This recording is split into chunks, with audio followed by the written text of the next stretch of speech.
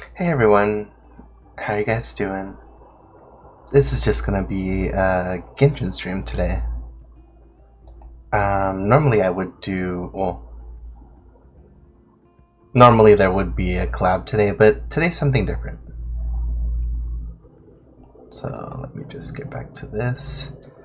I've been trying to just kinda get a better Mona going, because I did get like,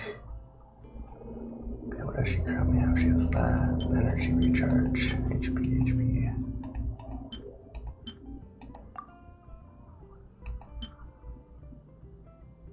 I don't have any energy recharge with her. That's weird. That should be fine, probably.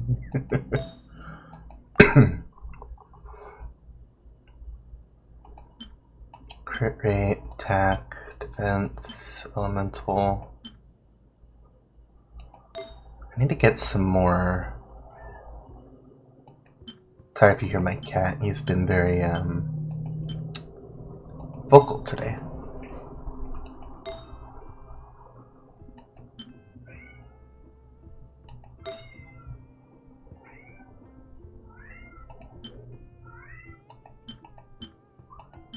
Could switch to that one. I'll consider that later. Let me level it up just a little bit.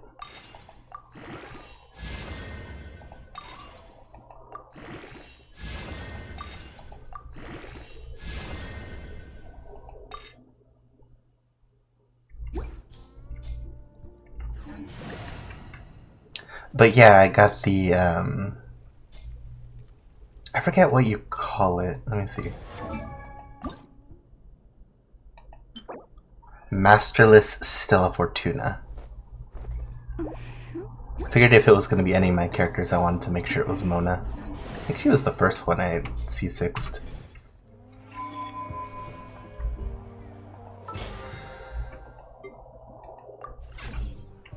Anyway, gonna just get right back into that main Archon quest. Because I have been putting that off for a while. Trying to finish, not finish, but catch up with Zenless Zone Zero. Also, my sound is down, isn't it? Yep. There we go.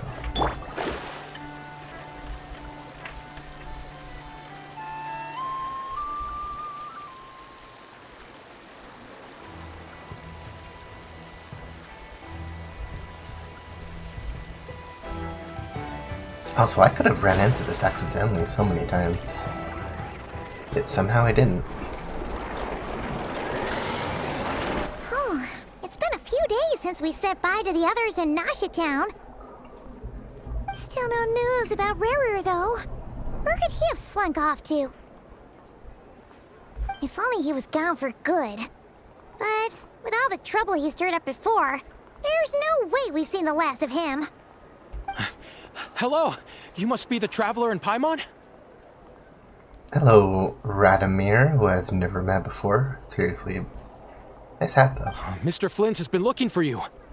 Unfortunately, there's been a serious wild hunt attack over at the quarry. He thinks it's time to regroup and figure out a plan. The wild hunt? Oh, uh-oh! We better get over there, right away! Come on, let's go! A nation that doesn't exist. Act 3. So, is this only gonna be 3 acts?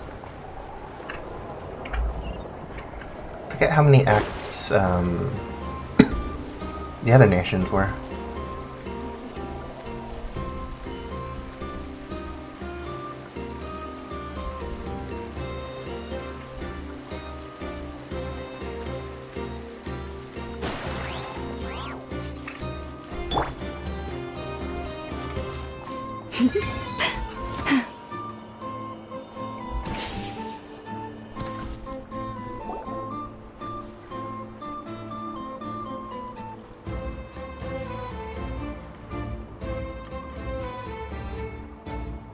Oh, everybody else is here already. I didn't get Flynn's, and I'm really upset about that. I can barely sense any Kuvaki I like at all. him. This whole area feels like a soulless husk. Looks like his appetite truly is insatiable. As if the power of that energy cannon wasn't enough. He's not seriously still getting stronger? What's his endgame here? To get stronger. Ah, everyone's here already. Hey, we made it. So, what's going on? We've all been on high alert since we split up a few days back, expecting Rerir to strike again. But it's like he just vanished into thin air. No one has seen him nor found any trace of his presence. That is, until this morning, when a ratnik found signs of wild hunt activity while out here on patrol. As you can see, the Crystonite itself is physically intact, but the Kuvaki it contained is all but completely diminished. It's like somebody just did like 2 whole slashes. And we're sure that Rerir did this. Like claws. Who else? He's the only one who could pull off a stunt like this. Kuvaki loss has reached critical levels. Reikir of Solnari set to maximum threat level. Warning, unless de-escalation measures are taken soon, he will pose a threat beyond our ability to contain. The consequences could be catastrophic. Traveler, do you remember when we encountered Rerir just after regaining his body? There wasn't a shred of sanity left. Nothing but madness and rage. Yeah, didn't he shout out a bunch of names? Then he started raving about how nothing in this world mattered to him. Do. Whoa, slow down, Rerir. He was in here last night raving. Oh, it gives chills just thinking about it. Oh, but the thought that he's still out there, lurking somewhere in Not Cry, waiting for his chance to strike? Oh, even chillier.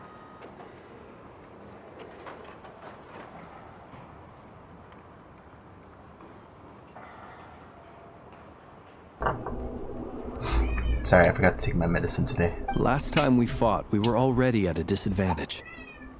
If he has such overwhelming strength, why would he suddenly go into hiding?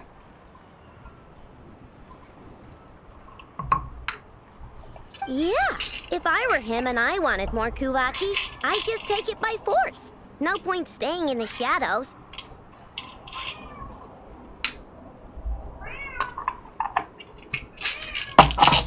He puts his face like right up against the bottom of my door just to make sure I hear him. Unless something went wrong. His whole resurrection thing didn't exactly go smoothly. What makes this even funnier is he never meows like normally when I'm out there. The other thing is, how does someone who's completely lost their mind still have the wherewithal to cover their tracks so perfectly? Beats me. Like a subconscious thing? According to certain medical studies, insanity does not always entail a complete loss of rationality. It may be that he is simply living in a world of his own. That actually sounds about right. He was ranting away to himself the whole time, like he had zero interest in talking to us. There are many unanswered questions here. He could be right under our noses, and we'd still be in the dark. Besides his name and title, we know little about him. Certainly nothing about his past, or what he might be hoping to achieve. Exactly. And we wouldn't even know where to begin looking. Even Boss hadn't heard of the Reikir of Solnari before all this. I'd be willing to bet that even if we gathered together every scrap of intel in Nodcry, we still wouldn't find more than, like, 3 useful facts about him. So, if we do nothing, he'll just keep getting stronger. But if we want to investigate him, we have no idea where to look. I mean, at the very least, it's like better than doing nothing. Last time we had Mary Lionette and her big robo-buddy to help us. And we still barely held our ground. If we had to face him alone... Oh, Paimon's head hurts just thinking about it. What are we supposed to do against a threat this big? Well, I do have a little hunch about his next move. Given that he attacked the quarry, I'd say it's likely he'll target other places rich in Kuvaki. Somewhere like the Eye of Krati, or the Pillar of Embla. One thing's for sure. If we just sit back and let him keep absorbing Kuvaki, we really won't stand a chance against him. Do I really have to let you in right now? Hold on.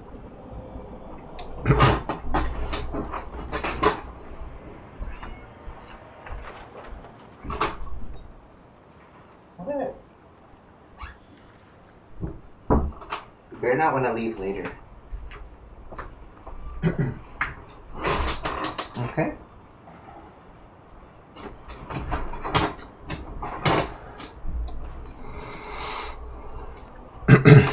Alright, this is a double cat stream. My other cat was already in here. A perfectly reasonable hypothesis. However, it is worth noting that these two locations are quite far apart. To investigate them both, we'll need to split up. I agree, we should split up. Right now, Rarir's goal seems to be gathering Kuvaki, not fighting us directly. Once we're done, let's regroup on Hisi Island. Wait, why Hisi Island? If I recall correctly, your largest goddess statue was carved from Kuvaki-rich ore, was it not? That's right. Yes, it could well be a potential target of his. I should head back and start evacuating the pilgrims.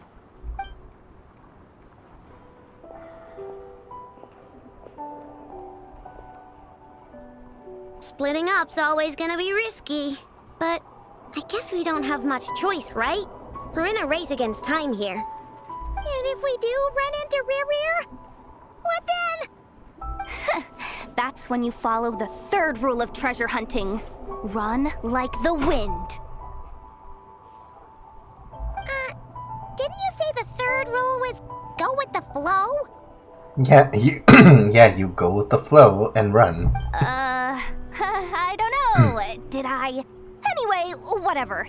In this situation, go with the flow means go find backup. Agreed. If anyone finds so much as a trace of Rarir, do not pursue him.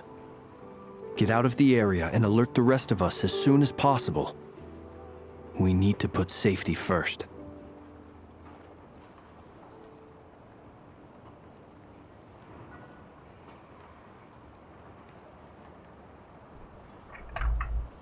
All right, we'd better get moving. Come on, Anefa, let's go.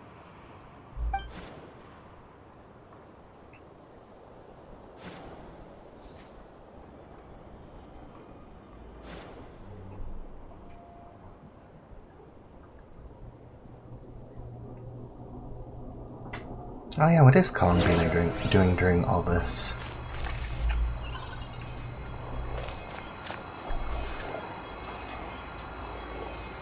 What? Oh, there's a thing going on down here. I'll get to that later. It's like a book signing.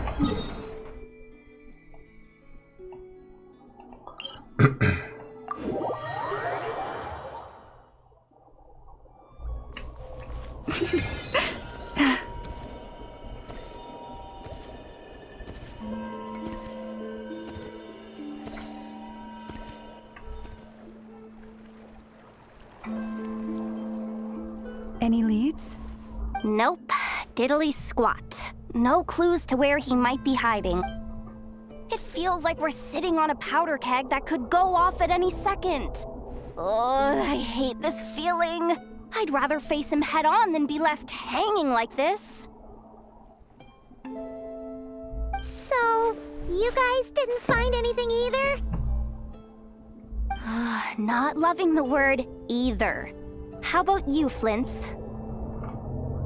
I questioned a few Ratniki and eventually narrowed my investigation down to one suspicious individual. But by the time I got to his place, he was already gone. Almost as if he knew someone was on to him. Either that, or he's just extremely cautious and doesn't stay in one place for long. Couldn't be a coincidence. He's been biding his time for a while now. The question is, where or what is his next target?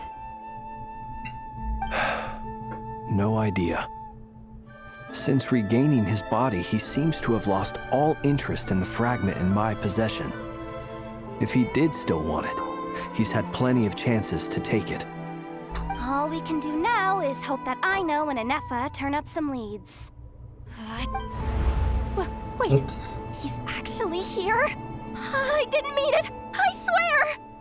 No, it's coming from Silver Moon Hall. The Lady Kutar might be in danger.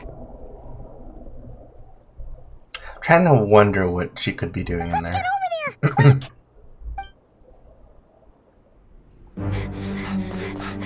Oh, what? Oh, no, she is absolutely in danger. What the heck?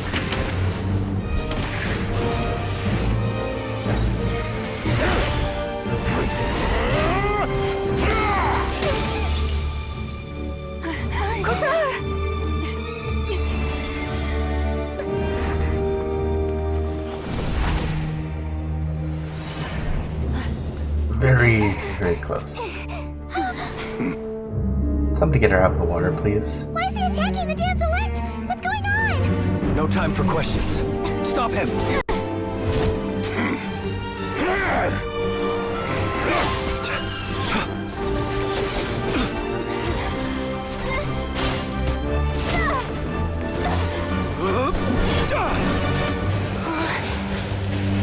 This is insane. Yehuda, get Kutar out of here! On it.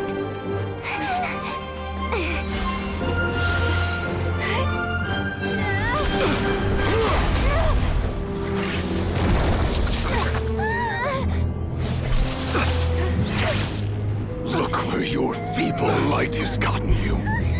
Now you shall plunge into darkness. Thalindus, soon I will find a way. Watch out!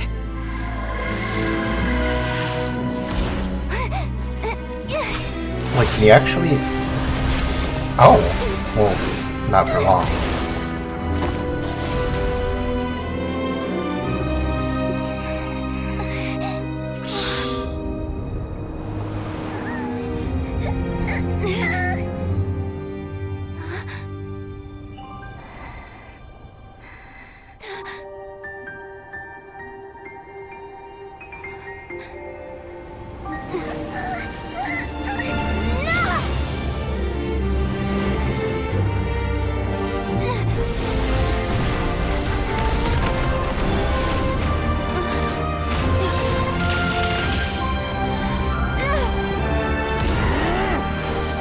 So close, so close. Ooh.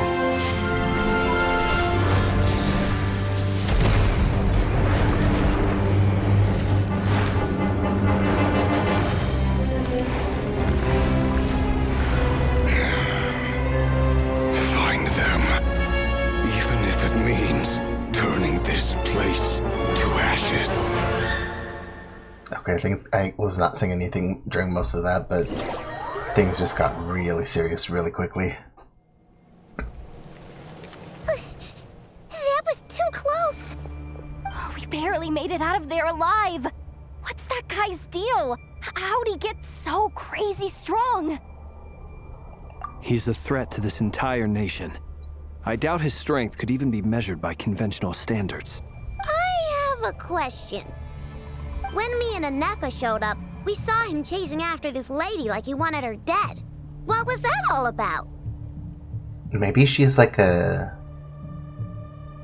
pure source of Kuvaki? We weren't there for the whole thing either. They were already duking it out by the time we arrived. Yeah, we didn't see how it all started. It all escalated so quickly, we had no choice but to step in. Kutar, can you shed any light on the situation? Kutar. Cross-checking database. I see. So you're the one that the Frost Moon Scions refer to as the Moon Goddess? Wait, she's the moon goddess?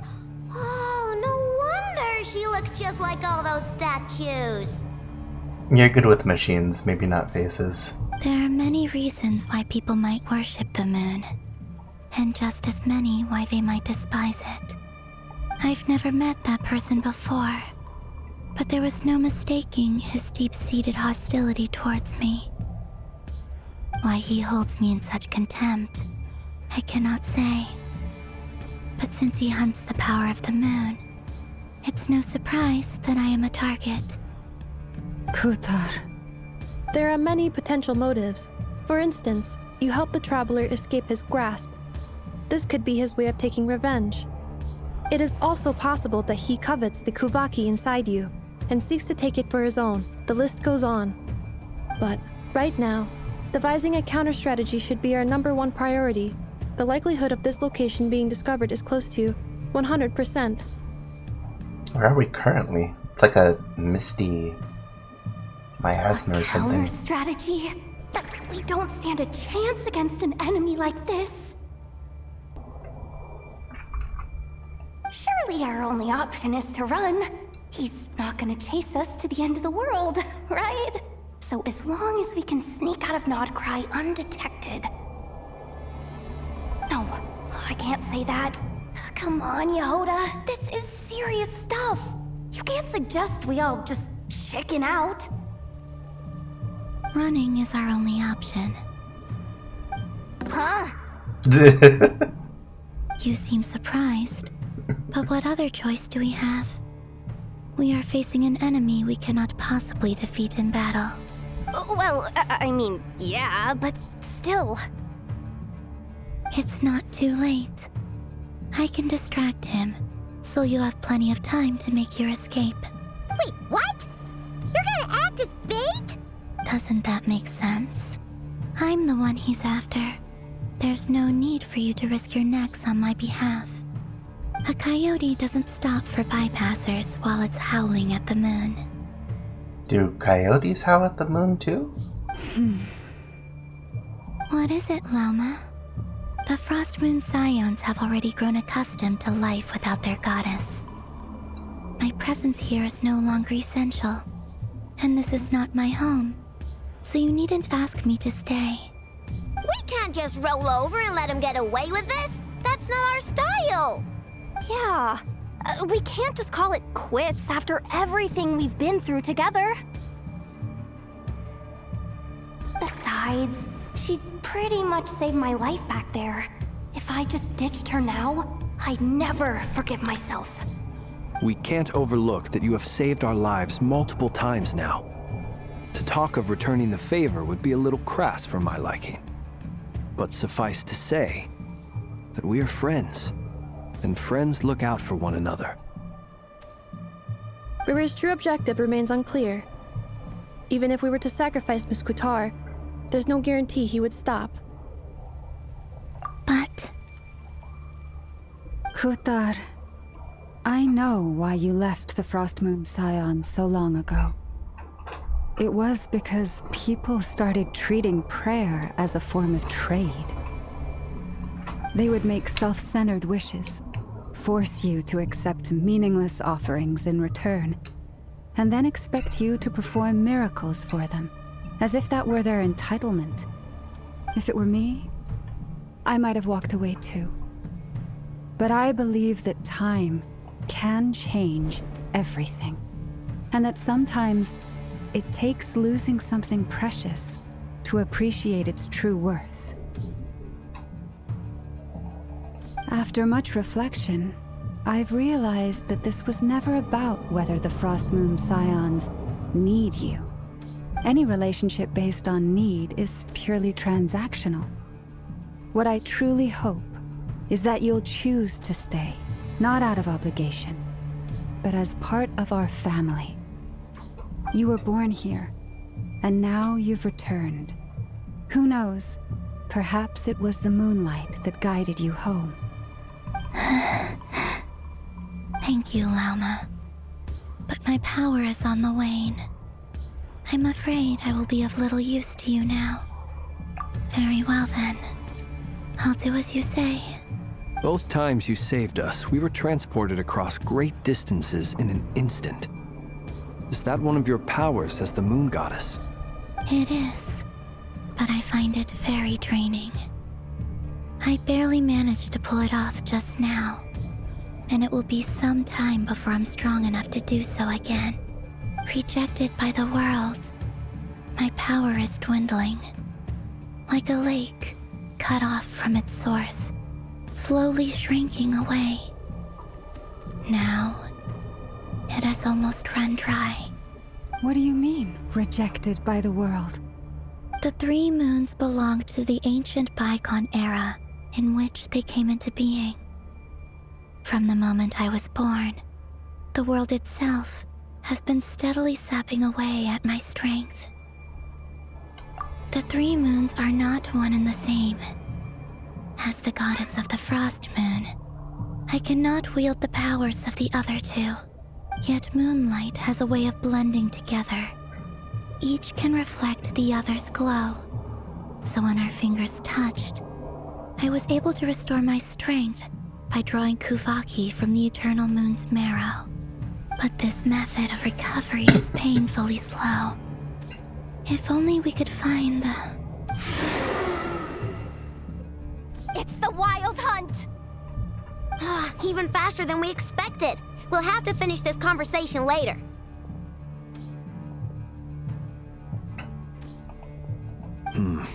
See how those Wild Hunt creatures are running away from us.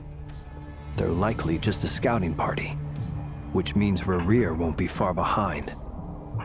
Then what are we waiting for? Let's get the heck out of here! It didn't really look like they were running, but...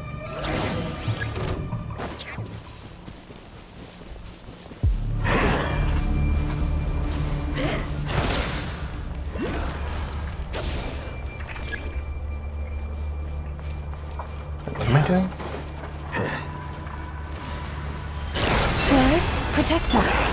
The long sleep beckons. Oh, they just keep coming! This is driving me nuts! Rerir's closing in on us. We need to pick up the pace. There's too many of them! And this time, we can't fall back on Kutar's house to escape! This goes on much longer.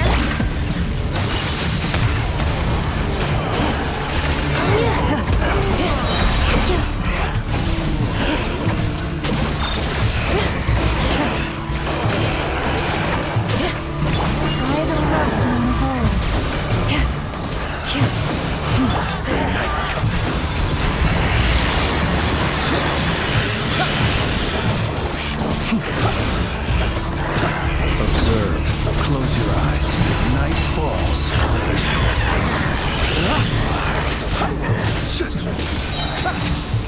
For the everlasting forest. Beware the creatures of the night.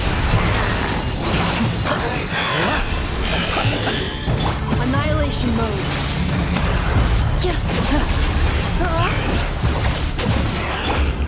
Our last land.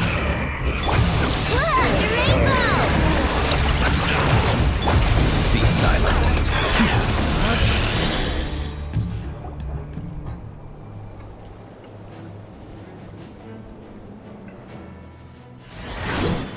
Oh, what? Oh, wait, is it Varka? Is it finally him?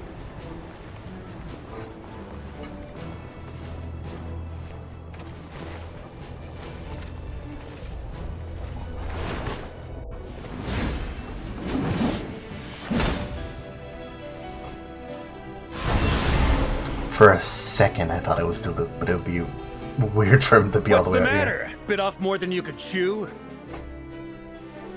How are you? Uncle Varka! You're back from Amsvartnir? Whoa! You're Varka? Grand Master of the Knights of Favonius? I mean, come on, look at him. He's very grand and master. We could save the intros for later. Right now, let's get you all out of this hellhole. Follow me. I know somewhere you'll be safe. Oh, is that where I think it is? That's the one. Come on, move! There's no time to waste.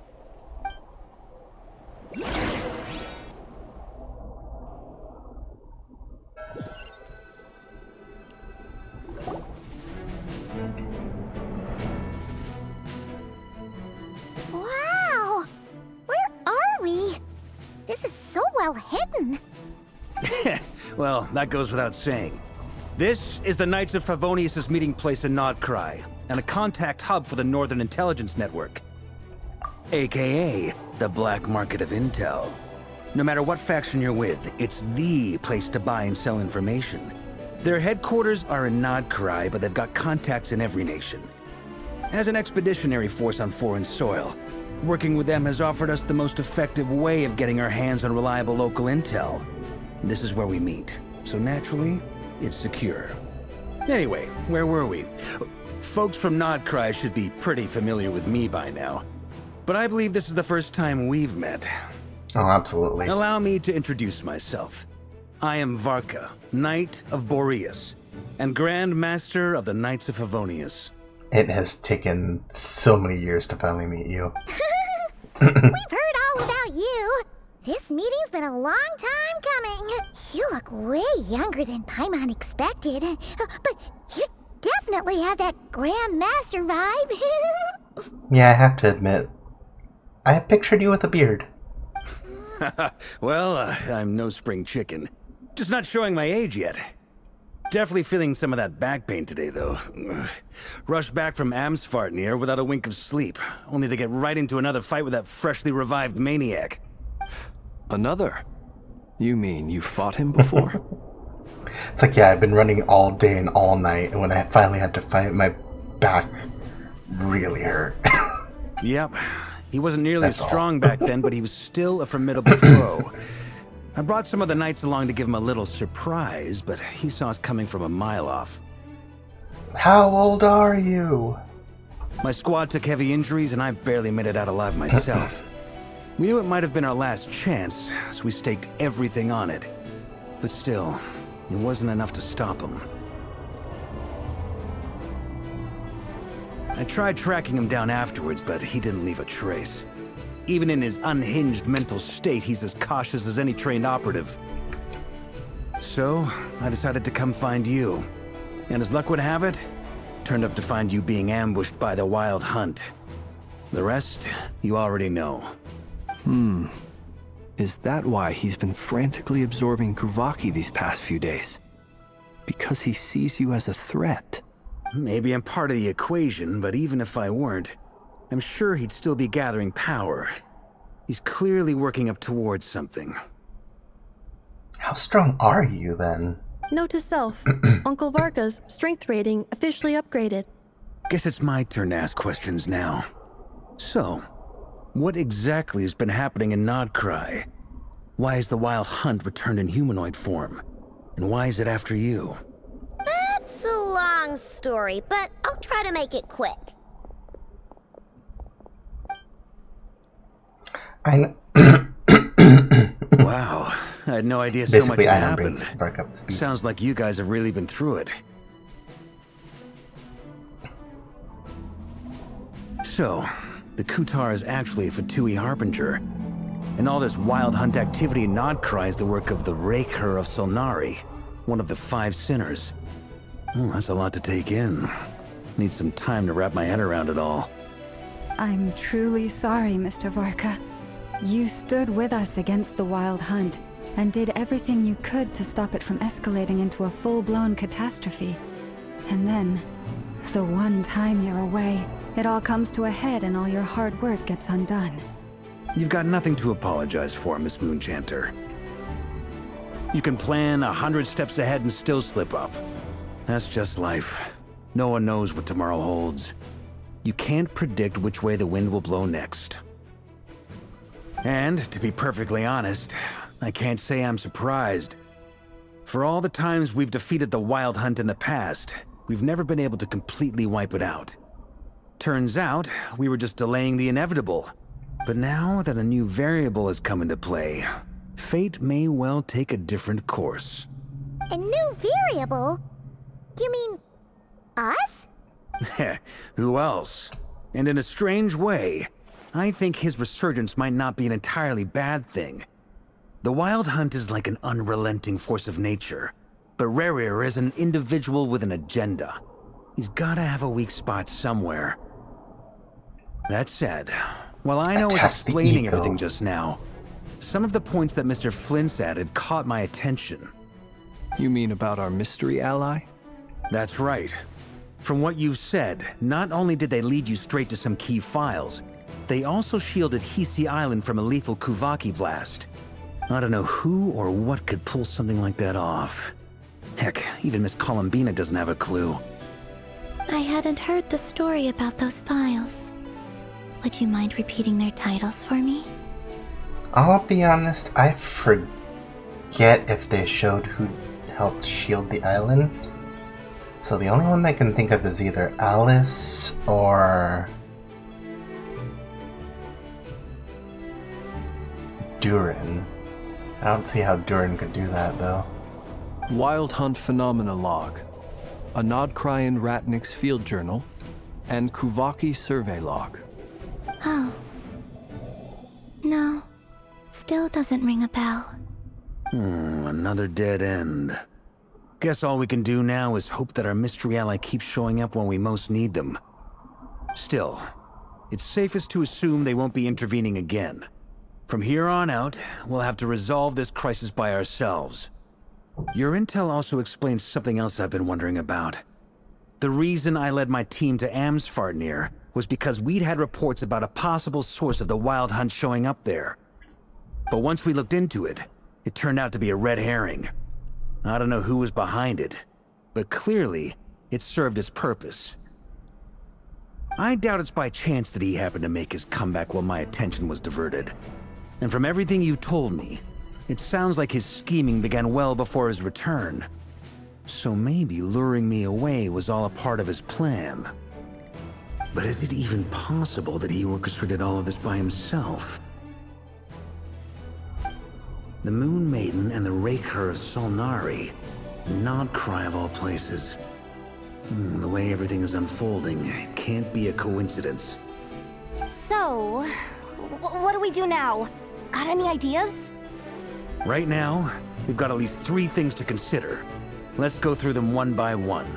First, we need to figure out how to take down Rerir.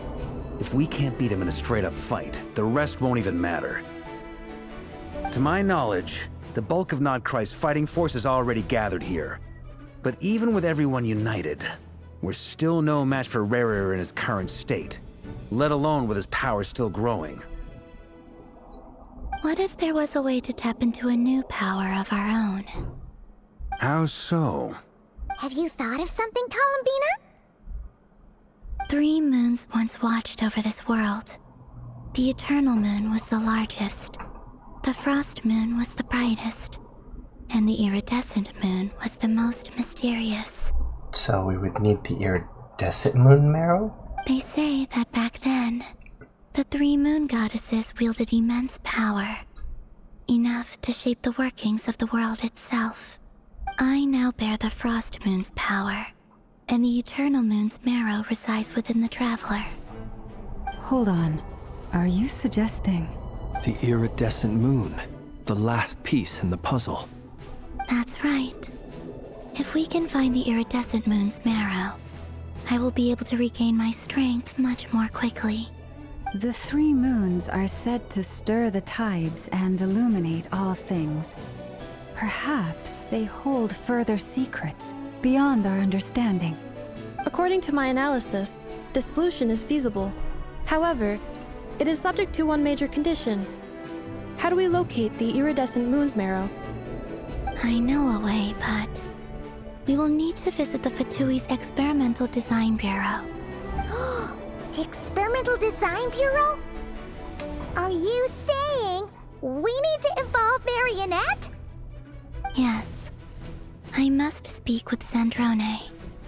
It's a long way from here to the Experimental Design Bureau. There's a high chance you'll be spotted. You shouldn't go alone. I'll go with her. Then that's settled. Next up, our second priority. Somehow, we need to figure out Rarir's end goal. As you saw for yourselves, when he was still in his wild hunt form, everything he did was for the sake of recovering his body and resurrecting himself. His first act since then, after laying low for a while, was to try and assassinate this young lady. People's obsessions often reveal their greatest vulnerabilities. There must be a reason why he despises the moon so deeply. Perhaps it sheds some light on his title, the Raker of Solnari. The Wild Hunt has plagued Nodcry for centuries now. If we want to stop it for good, we have to get to the root cause of what's driving it. It's true. We still know very little about him. If Kutar hadn't given us that lead, we wouldn't even know his name. But where would we even start? I doubt even the Intel Queen of Nodcry has a clue, and she has info coming out of her ears. Oh? That's a rather hasty conclusion for someone who's so painstakingly meticulous when it comes to dealing with machines. I've been here the entire time. Ah, she heard me. So this POV. Boss! Ah, What are you I doing see. here? I'm now asking myself the same question. I received a letter from a humble knight of Favonius, requesting a meeting to discuss a major business deal. But it looks like this humble knight had something else in mind. Details, details. Miss Nefer, the important thing is that you've arrived at the perfect time. Since his failed ambush, I've been racking my brains trying to come up with a plan to fight Rarir. Given the severity of the situation, I think it's fair to say that our only chance lies in uniting as one. And I'm talking all the factions in Nodcry. We can't do this without the Curatorium, but I knew it'd be a tough job to win you over. So, I took the liberty of reaching out for a little chat. Wait a sec. How did you even hear about this place, Nefer?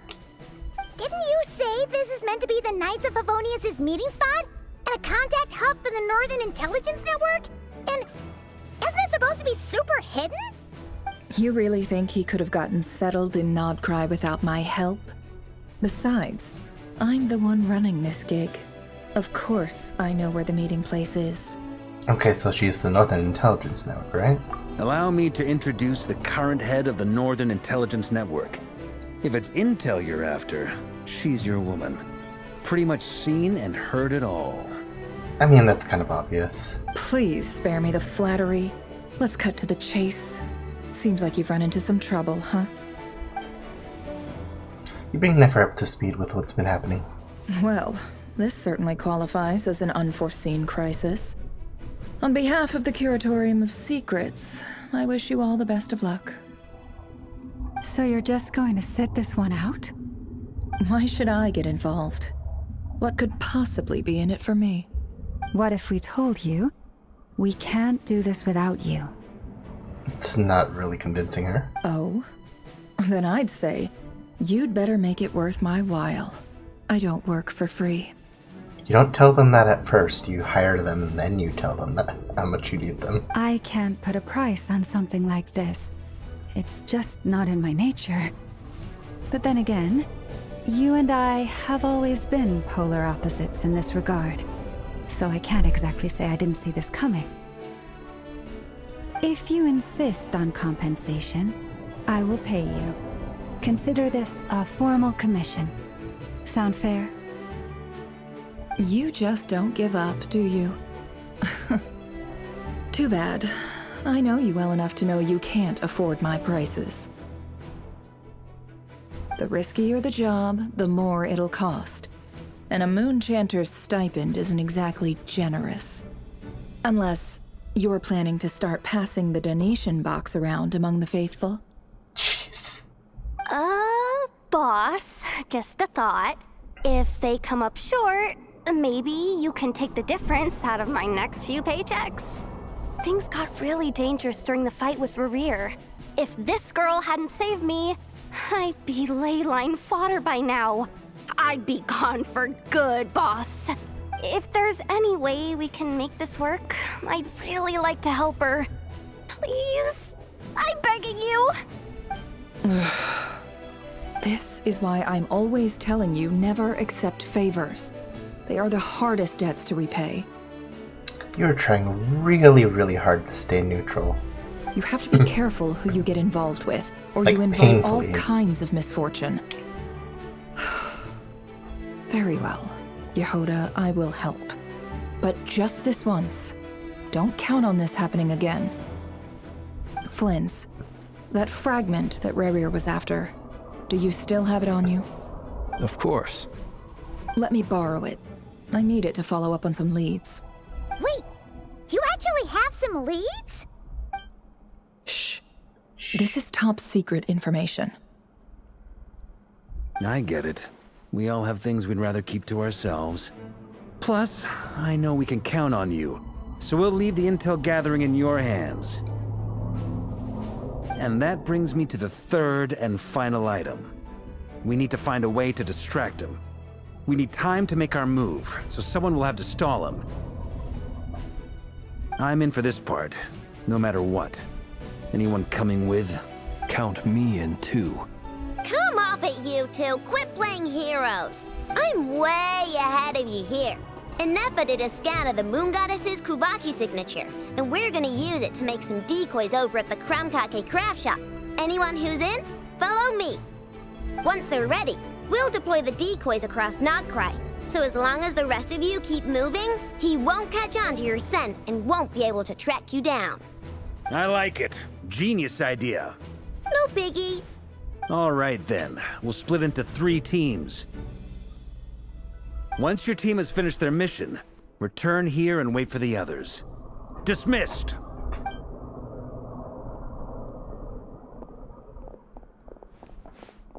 For being the leader, you would think that there would be a lot more knights around here. Oh shoot, what the heck is this?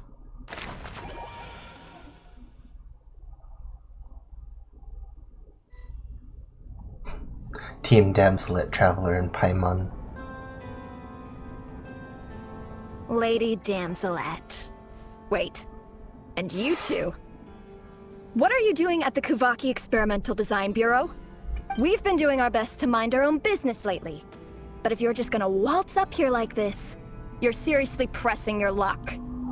Don't blame us for doing what we have to. You really think that's gonna scare us off? Exactly. We're not looking for any trouble. I just want to see Sandrone.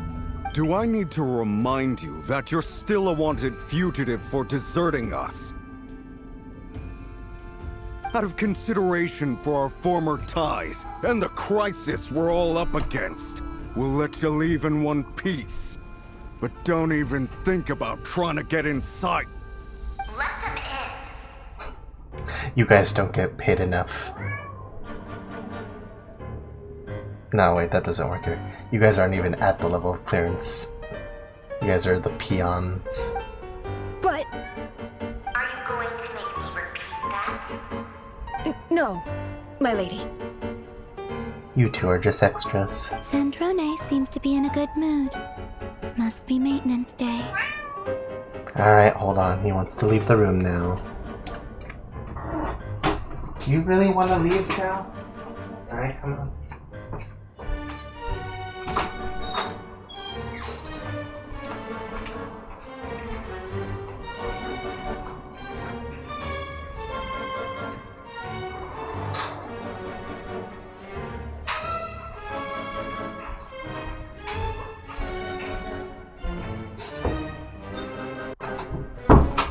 You're the one who just lays around, takes naps.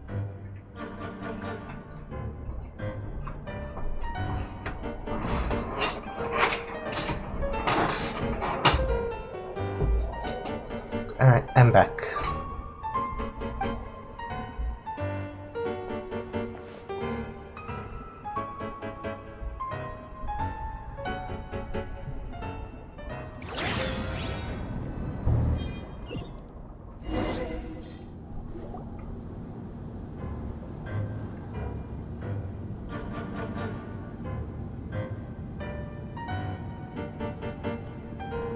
So tell me, to what do I owe the honor this time? Actually, before you answer that, just so we're clear, we're not colleagues anymore, Columbina. I don't owe you anything. I promise it's nothing big. Just tell me where the other marrow is. It seems like you've gotten the wrong idea here. The only reason I let you in was because I was bored. It seemed like a way to kill some time and satisfy my own curiosity. Whatever miscalculations I may or may not have made in the past, I haven't lost the plot enough to even consider sticking my neck out for your sakes. I'd like to speak with Arlecchino. Huh? What? Wait.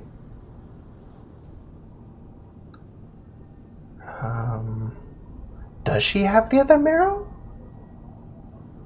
She has that moon thing, but... Huh?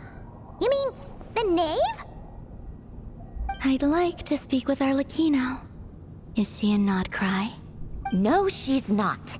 Once the work on this facility was completed, she went back with the Rooster and Regrator. The only ones in Nodcry are me and... What is it you need to speak to her about anyway? Rerir is hunting me. If I'm going to face him, I must first retrieve the lost moon.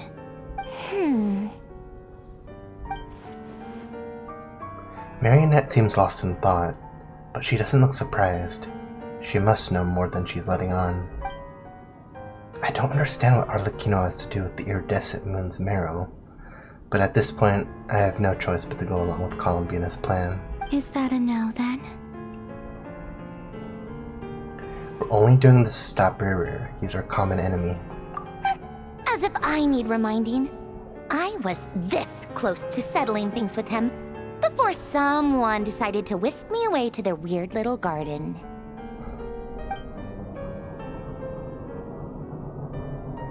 Have you held any tea parties lately? Tea parties? Yeah, obviously.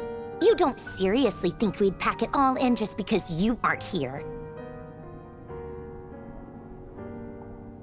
If anything, they've been more eventful than ever.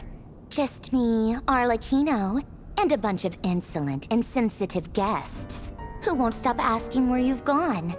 Oh, they've been a real joy. I bet you served them the worst tea you have. Just like you used to do to me when I upset you. Who cares about how good the tea is when there's no one around to drink it? I keep losing people. First Rosaline, now you. I'm running out of people who can make me laugh. Honestly, what could be more ridiculous than the multi-centenarian goddess, who's only ever had the plain herbal tea she received as offerings? You'd always brew a different type of tea for me each time. Was it really just to see how I'd react?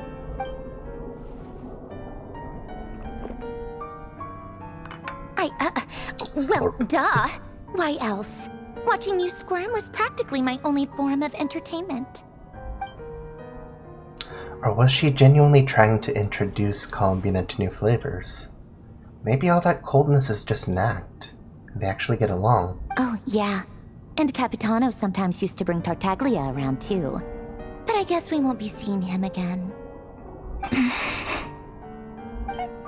Well, I guess we are overdue for a get-together. Polonia! Have Fabronia pass a message to Arlecchino for me. It's time for tea. Will suffice. Pass along a message for me, too, if you would.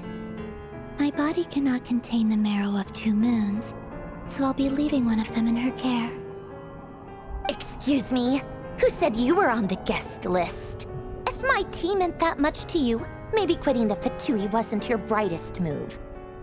Back when you were under the Tsaritsa's protection, no one would have dared come at you so openly. But that protection didn't come for free. In fact, I paid dearly for it. At the end of the day, it was just another transaction. I just got tired, that's all. I never wanted any part in their grand ambitions, and I've had enough of being treated like a bottomless supply of power. Oh yeah, she was used for experiments. It brings back memories from the old days. when I was still worshipped as the moon goddess. Centuries on, it may be a different group of people, but I see the same greed in their eyes. I figured you'd leave eventually. You didn't have as much of a reason to stay as I do. The Tsaritsa gave you shelter and protection, but that was it. Nothing more, nothing less. Meanwhile, the Fatui demanded everything from you in return, until it was more than you could bear. I get why you left. And frankly, I have no interest in dragging you back just because the higher-ups told me to. But if you keep hanging around with this riffraff, the next time we cross paths, we might be enemies for real. The traveler's like, what the heck did I do to upset you? She says that, but she's the one who just caved in and agreed to help Columbina. Guess that's our cue to leave. Premium tsundere. We better not keep Varka and the others waiting. That might be your plan. But it sounds like someone else wants you to stay a little longer. Huh? What do you mean? Listen.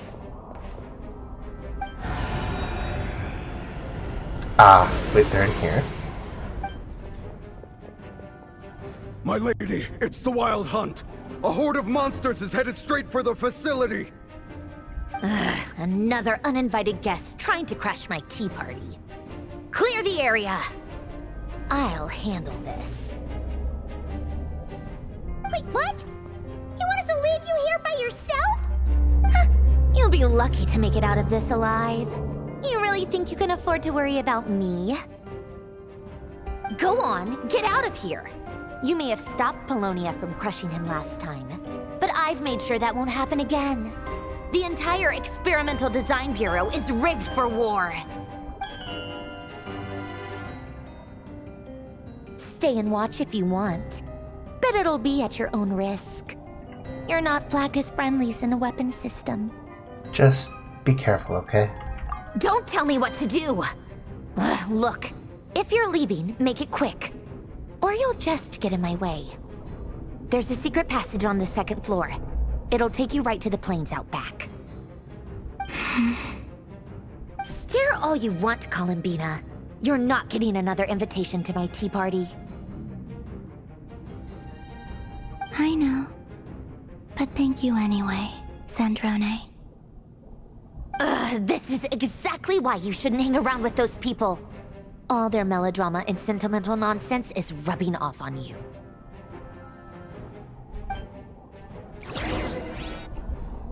Aw, you miss her. Come on then, Mr. Ray here. Let's pick up where we left off. It's your Wild Hunt monstrosities versus my beautiful creations. Let's see who comes out on top.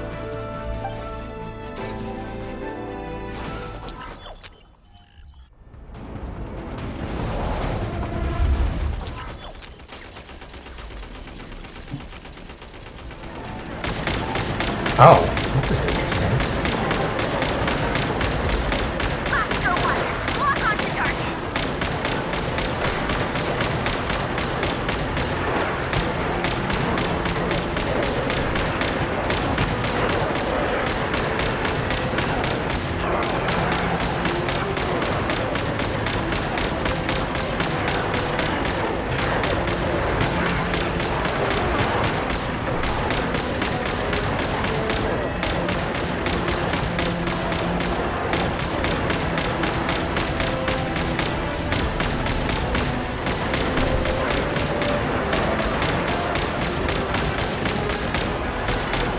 So she can just like take over any form of technology at will.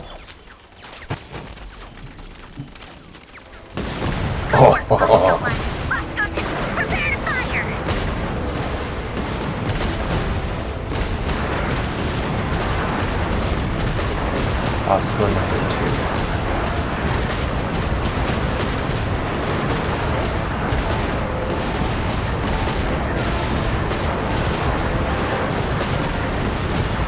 thought we had decoys. How'd they find us? Okay, we were here for a while, so maybe that's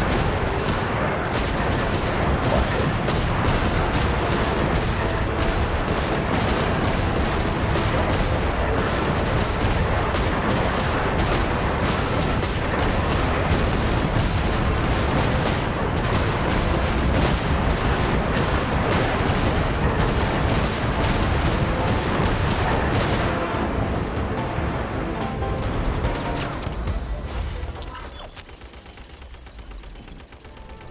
That's it. Keep them pinned down. Don't let them get near.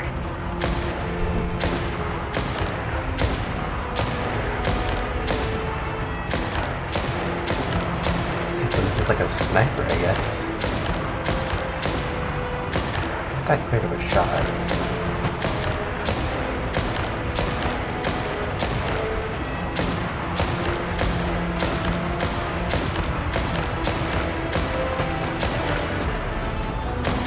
More down here.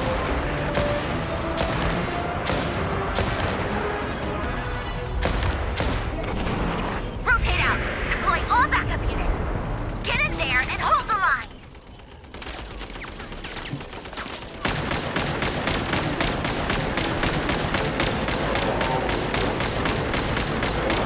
There were spaces than I thought. Whatever. This is where the real fun begins. These guys are a lot more beefy.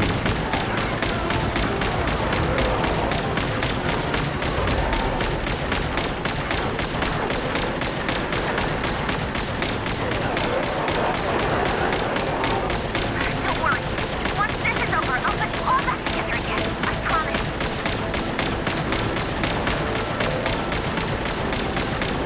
It's got a real soft spot for machines.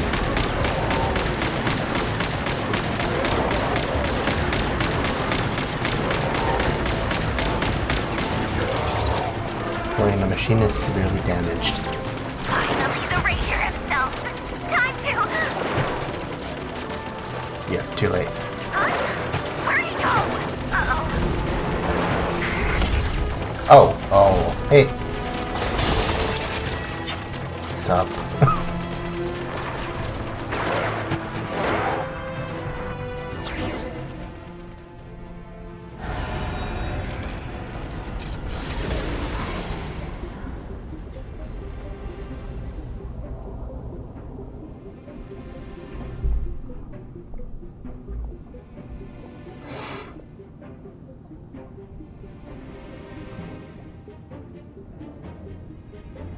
Polonia, get him!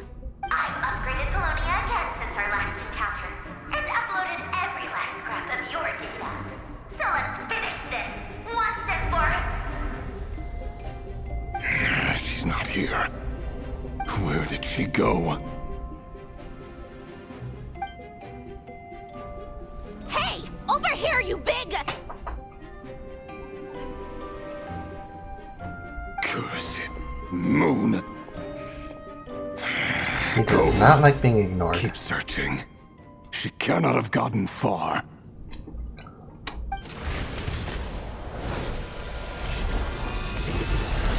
Punch! Oh, well.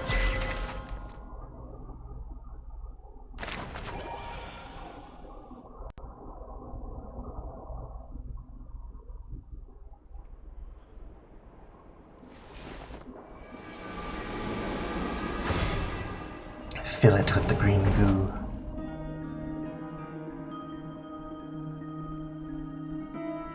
Ooh.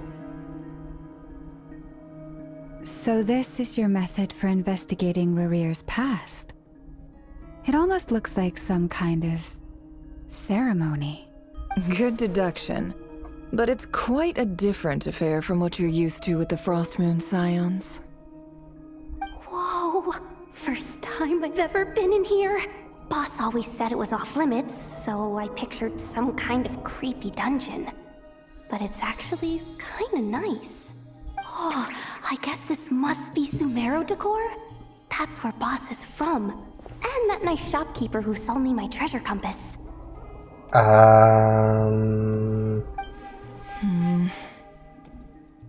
I'm not sure exactly what you've got planned, but it looks like you're all set. When do we begin? Whenever we wish. But for some reason, I've got a feeling this isn't going to end well. I've never faced Rerir myself, but from what you've told me, his power is beyond anything I could imagine. I, on the other hand, am just an ordinary businesswoman. Our paths should never have crossed, yet here I am, forced to make an enemy of him. If you ask me, you're about Ordinary, as she far from says. ordinary as it gets. So what are you saying? You're getting cold feet? Once I take a job, there's no backing out. Still, I have to ask myself if the power I'm relying on will even work on an opponent of this caliber. I did that event, so you were given a gift by, God, what was his name? But you were given a gift, you just haven't figured out the answer to that question. And also how to make sure I come out of this alive if things spiral out of control. Death is the one thing we can take for granted. It is the great equalizer, however fortunate or unfortunate we may otherwise be. So it's important to consider how to spend what lifespan we have left. Come on, boss. Lighten up. Quit talking about death. It's bad luck. For once, I agree with you. When you're up against a foe like Rerir, there's no such thing as being too prepared. Is there anything I can do to help? That won't be necessary. I've already made up my mind. Time to cash in a precious favor I've been saving for a rainy day. Yehoda, I need you to find someone for me. The sooner the better. Find who? That shady merchant who sold you an overpriced treasure compass the other day. Come on, boss. You're pulling my leg again. In what way is she shady? She showed up when I was completely lost and sold me a neat little gadget that was exactly what I needed. Trust me, she's a good person. Oh, you poor naive soul. Anyway, I know who you're talking about. Don't go anywhere. I'll be right back.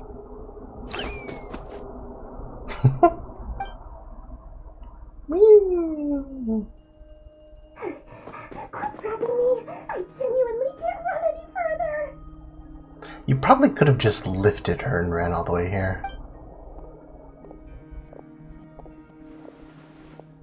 Hey, aren't you? What is it? What's the big rush? You dragged me out of a dream where I was literally swimming in Mora. I'm charging double my usual attendance fee.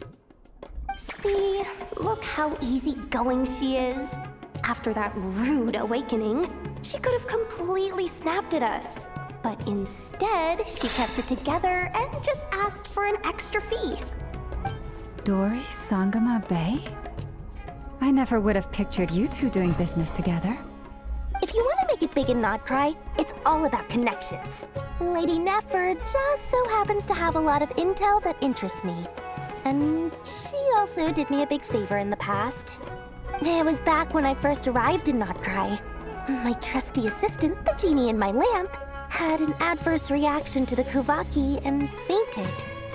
And wouldn't you know it, that's when I suddenly find myself in a life-or-death situation. Good thing my compatriot was there to swoop in and save the day. I've been giving her a 30% discount off all of my goods ever since. Now, so that no one here feels left out, I'm willing to extend a 20% discount to fellow friends of Boss Nefer. Plus, any other friends you send my way will enjoy 10% off. What can I say? The great Lord Sangama Bay is nothing if not generous. Didn't you take the entire, like, palace from So, let me guess. You've run into some trouble? generosity? I've got everything you could possibly need. And the more you buy, the more you'll save. You guessed correctly. What have you got in the way of survival gear? The one type of gear I've never been short on. What are you looking for? A jetpack fresh from the Academia's labs? An ancient suit of armor dredged up from the bottom of the sea? At the very least, I need to know what kind of opponent you're dealing with here. If even you're worried about staying alive, it must be pretty serious.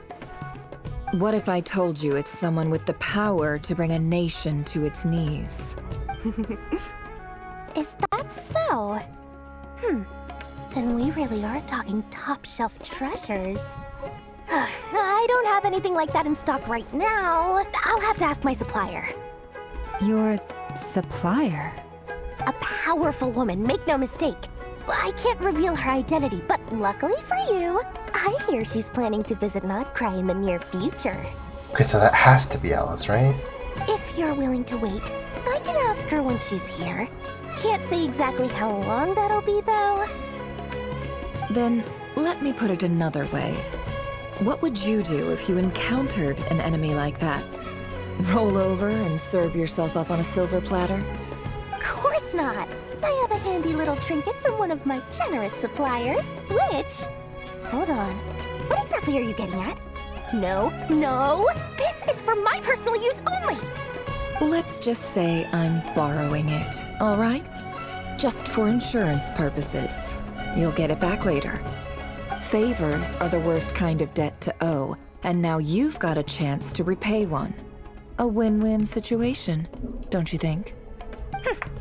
Fine. You can borrow it for 5 days. No, make that 3. And for every extra hour after that, I'm charging you 1,000,000 mora. Deal? Deal.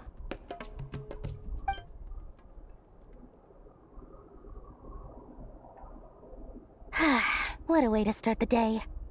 Now, was there anything else you wanted? Or can I go back to bed now? You're not gonna have the same dream, I think. That will be all. Take care now. Don't trip up on your way back, friend. See you later! You're my favorite shopkeeper.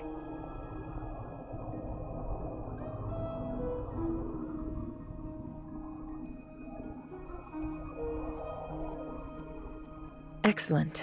Everything is well and truly ready. The ceremony can now begin.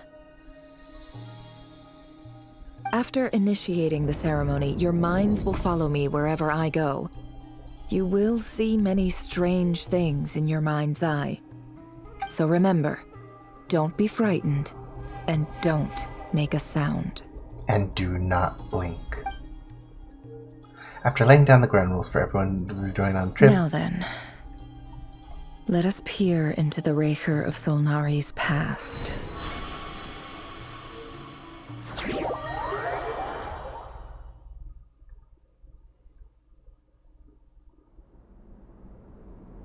I made it. What is that? I don't recognize this style of architecture. Must be Conrian. Simple furnishings, table and chairs. It's a more ordinary house than I might have expected. Always Conria, isn't it? Looks like the fearsome Raker of Solnari came from surprisingly humble beginnings. Unless this passed for luxury in Conria. Unlikely.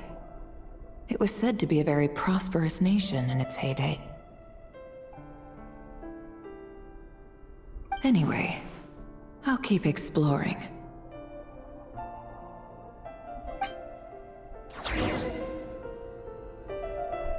Investigate the note on the table.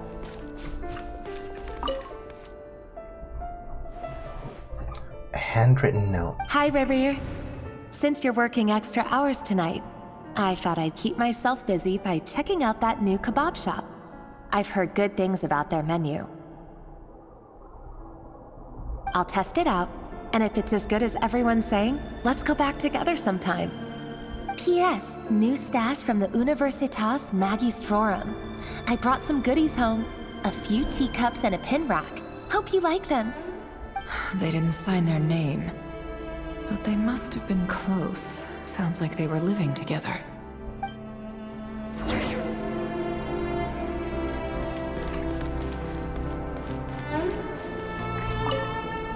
A few storage boxes sit next to the cabinet.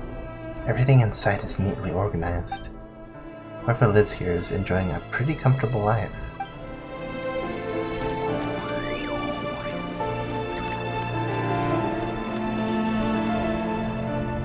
Where's the door?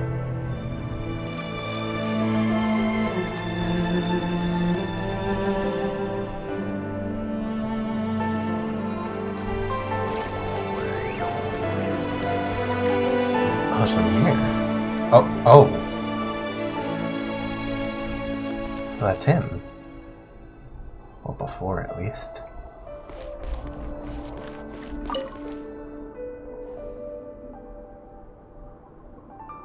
I went over to Joseph's for drinks today. They have a fine collection, but I went alone. Felindis was tied up with something and couldn't make it. Joseph asked why I came alone, but I didn't really have an answer. He then went on to ask about other things. If you ask me, someone who asks that many personal questions is too nosy for their own Justin Pritt 19, thank you for the follow. Welcome to the stream. Welcome. But if he invites me again, chances are I'd still go. Felindis. That's the same name Rerir mentioned. Crane imports keep falling. If things don't pick up, we'll soon be back to meat and mushrooms only. Honestly, I'm not a huge fan of that new type of mushroom everyone's been into lately. Didn't it start out as a lab-grown variety? I heard it's even mildly corrosive. Seriously, why would you even eat something like that? I don't care if it's an impressive feat of alchemy. That just isn't the kind of thing I like to eat. Grain has to be imported, and they're eating a diet of mostly meat and mushrooms. Could it be because Conria is underground, so it doesn't get much sunlight?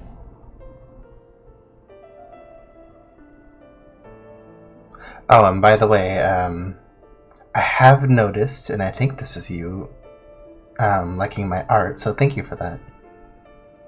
That would explain why they use so much stone in their buildings. They even use alchemically modified strains for food. Seems like the people of Conria don't have many options when it comes to dining. I've just about saved up enough now. Time to buy it and keep it somewhere safe. Making a big purchase. I wonder what it is. Most of what's written in the diary are mundane details of everyday life. It's clear that the author was no ordinary Conrian, or at least that they were passing themselves off as one. The author's handwriting doesn't reveal anything. It's neither showy nor stiff. In fact, it doesn't really leave any particular impression. He really is a professional. No wonder he's so good at covering his tracks. Despite what he's become, it seems like he's retained certain habits, at least in this regard. Near the end of the diary, you notice a page with a shallow indentation along the bottom. The previous page has been torn out. For now, its contents remain a mystery. Did Rerir rip it out himself? But pen marks like those leave a trace. With something like charcoal to add some color, you just need to find the right angle. When Nefer looks around, she sees a fine charcoal pencil on the desk. For long, she's restored the missing words. Compared with the forgettable handwriting as before, these lines have been scrawled in rougher, more haphazard way, as if the person who wrote them was in an emotional state. Before I met you, I was convinced that my heart was nothing more than a stagnant pool. The burial place of a fallen moon. A withered, windless grove where the waters rested forever unrippled. It was you who helped me see that my heart hadn't entirely withered away. That it could still beat to the rhythm of love. A windless place like the Merjavari? This is just trivial sentimentality from the looks of it. Why would he go to the trouble of hiding that? The burial place of a fallen moon.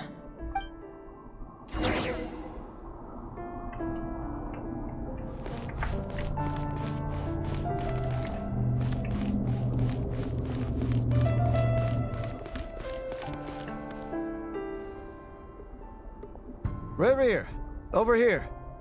Oh, Dainslev. Dane! Oh, and, Vediflin here?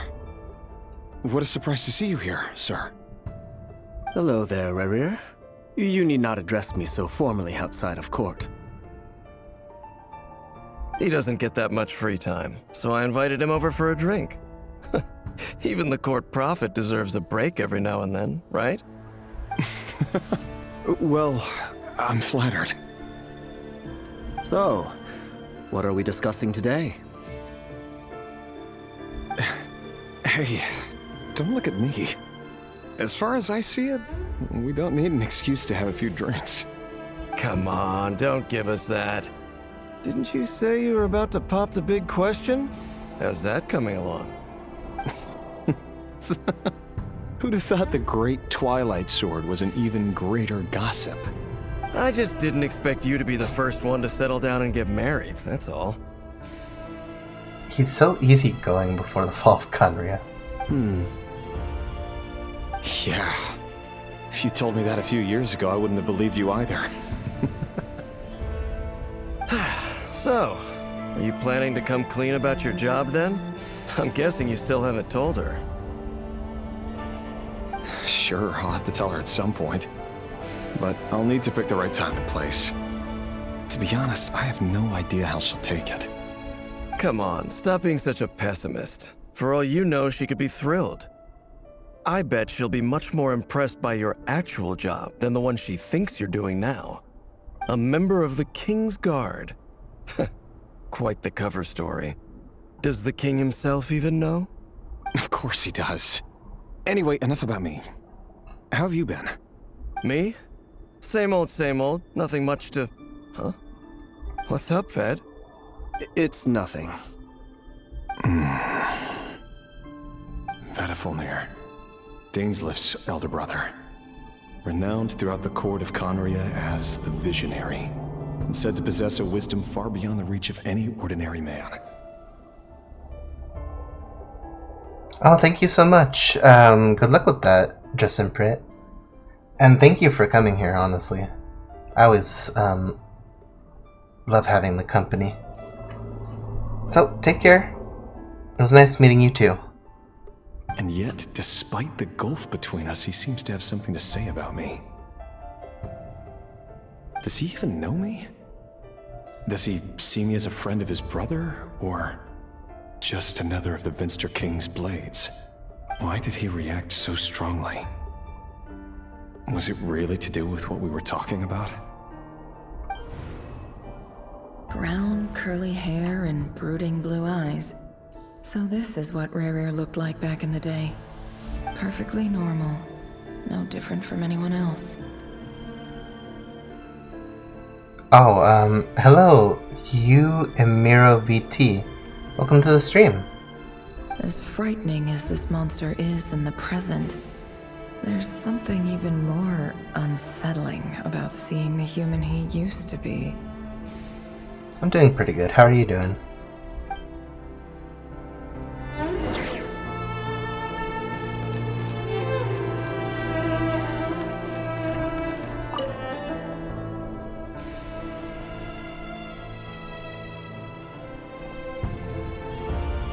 His wife.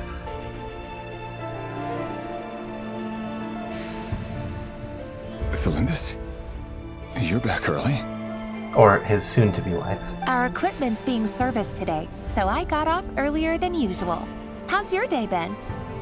Aw, why the long face? Is something the matter? Has your boss been giving you a hard time again? Went for a drink with Dane and the others after work. Isn't that a good thing?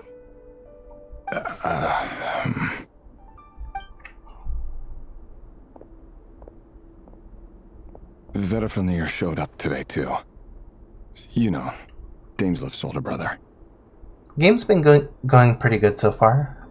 We're learning a lot of the backstory about Rerir.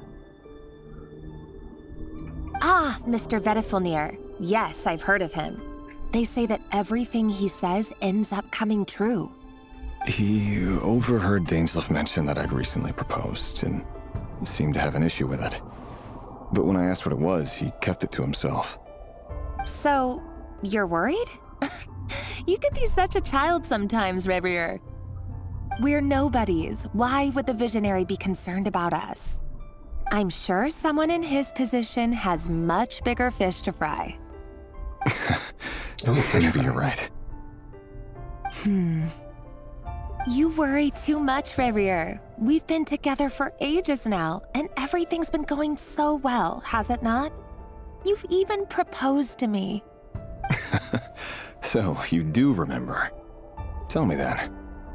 What's your answer? Like I said, I need some time to decide. You can't just rush into things like this. We may be nobodies in the grand scheme of things, but if we want things to work out, we've still got to plan ahead. All right. Take your time. Just don't keep me waiting forever.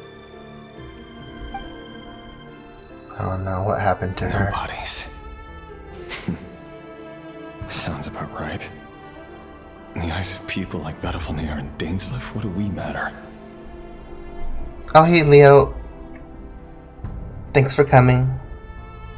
And yeah, go ahead and lurk. Can someone whose gaze is so fixed on a far-flung future even see the present clearly? Besides, the dynasty's fate rests with the king and his inner circle. Whatever I do, it won't make much difference. Meanwhile, every idea they come up with and every decision they make, it affects everything. These days, the king is lost in his research, and the purge of the Crimson Moon bloodline grows ever more intense.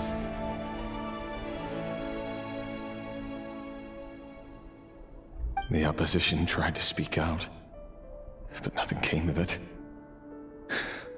I'm under no illusions as to why. Because we eliminated them and got rid of their bodies. Whew. A man can have 1,000 reasons to carry a sword, but there are few good excuses to use it.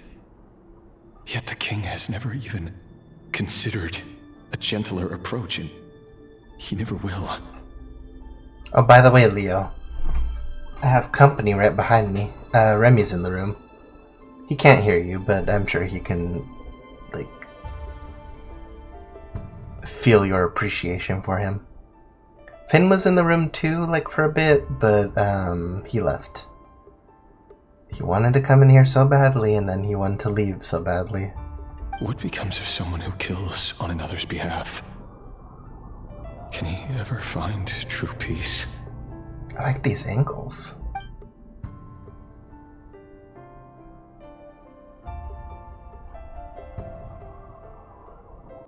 Thelendis?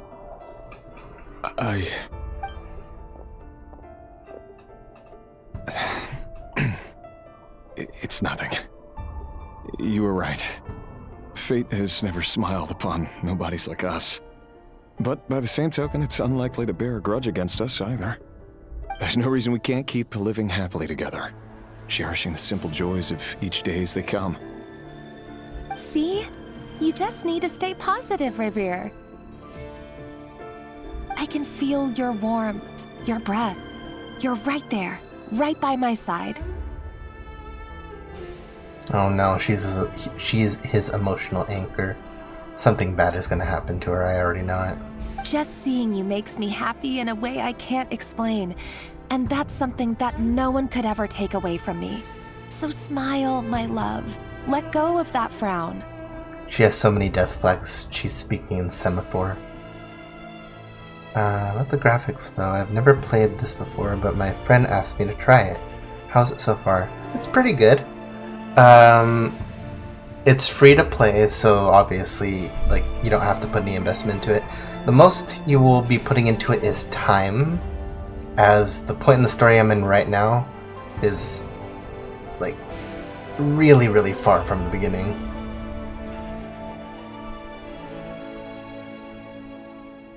Whoa, what just happened?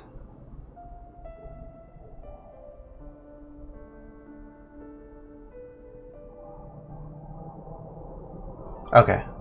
Sorry, for some reason my chat like disconnected and reconnected. You're right, Thelendis. I've just been overthinking things. Honestly, one of the best things about this game is the characters, which you will have a lot to pick from. That's better. Getting caught up about things like this will only ruin our evening. Speaking of which, all set? You go ahead. I just have a few things to take care of, then I'll come join you. Even busier than the big shots, huh? Fine, I'll go get started. But don't be late. If you keep me waiting too long, I won't be a happy bunny. Cute. Relax. I'll be there. Seriously, though, you drive a hard bargain. You're really gonna leave my proposal hanging and still expect me to take you to the ball? Well, that goes without saying. I already told everyone I'd be coming with a dance partner.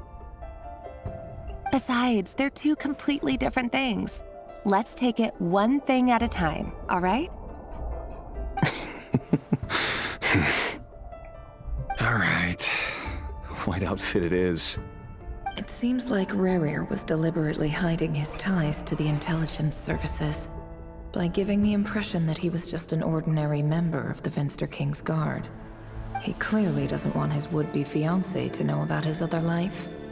Then again, that's hardly surprising.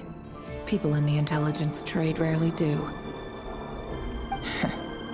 Who'd have thought we were in the same line of work? Let's dig a little deeper.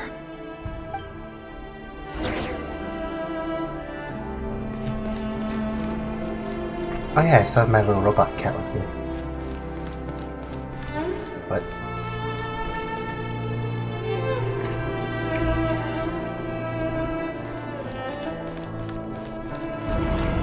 Oh, that's the door.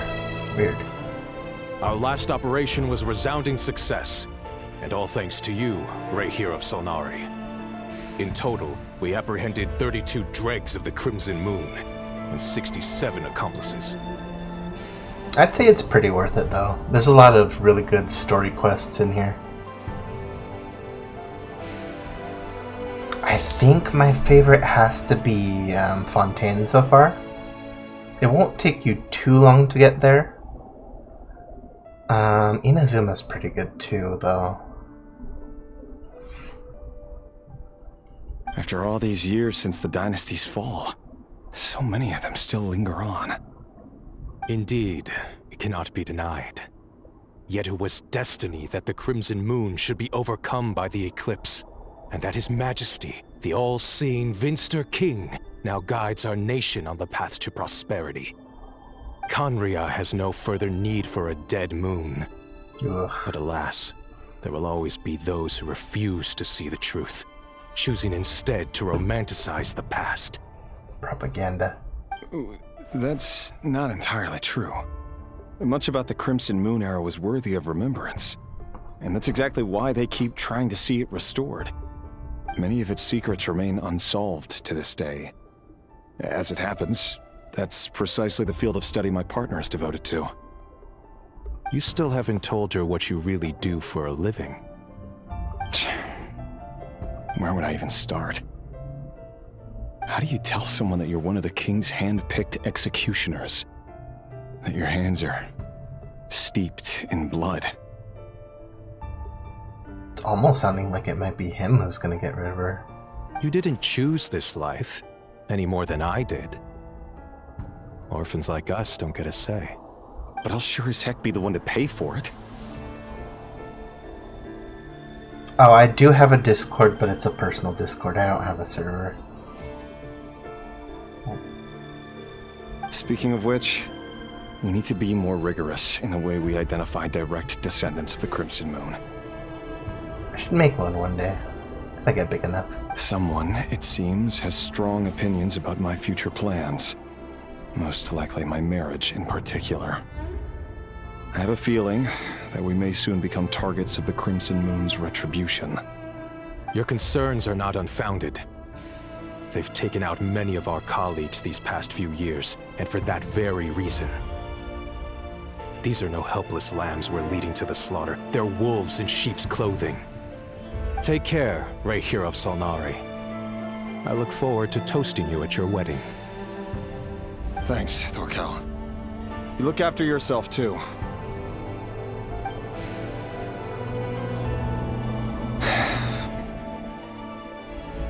this, I never wanted to keep this from you. You're the last person I would ever want to lie to. But that's exactly why I can't tell you everything. There are things you shouldn't know. Things you cannot know. The moonlit dynasties are a thing of the past. Yet even now, with the sun shining high in the sky, there are those who would call forth a dead moon's ghost. Could that be why Vedalfnir held back? Or was it because of some court secret he's not at liberty to share? Emiru, I do not like giving out my personal Discord. If you want, you can find me on Twitter and Blue Sky, but I do not like giving out my personal Discord. I have to get a clear answer from him. No matter what happens, I will protect the Lindis. Rerir seems to be very concerned by Vedalfnir's reaction. Vedalfnir and Dainsleif, the Visionary and Twilight Sword. So that's what they were really like. I've investigated this whole area now.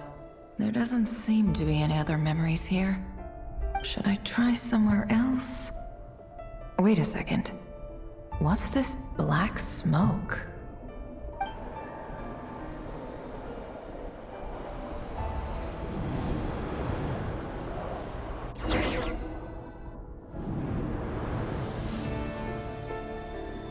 So, he's late after all.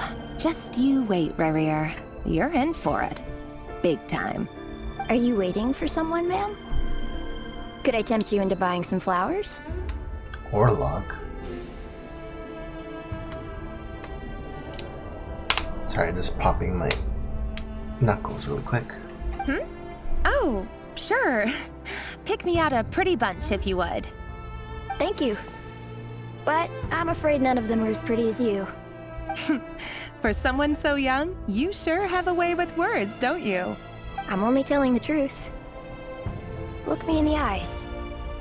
You'll see I'm not lying. Is that like, Crimson Moon, I believe? It's kind of like, Arlecchino, right? May we have a word in private? Who are you? And what do you want? It doesn't matter who I am. Too many of our kind have fallen lately, so I decided to take the risk of reaching out. Not long ago, the Ray here of Solnari led an assault on one of our strongholds. We suffered many casualties, and many who came to our aid lost their lives as well. Sorry, I don't know why you're telling me this. And I don't want to get involved. Wait, hear me out. This time we finally got a clear look at his face and learned his true identity. His name is Rerir, and he claims to be one of the King's guards. What did you say? A cruel irony, isn't it? The man you're set to marry leads a double life as a brutal executioner. But surely, you must have caught a whiff of the blood on his hands.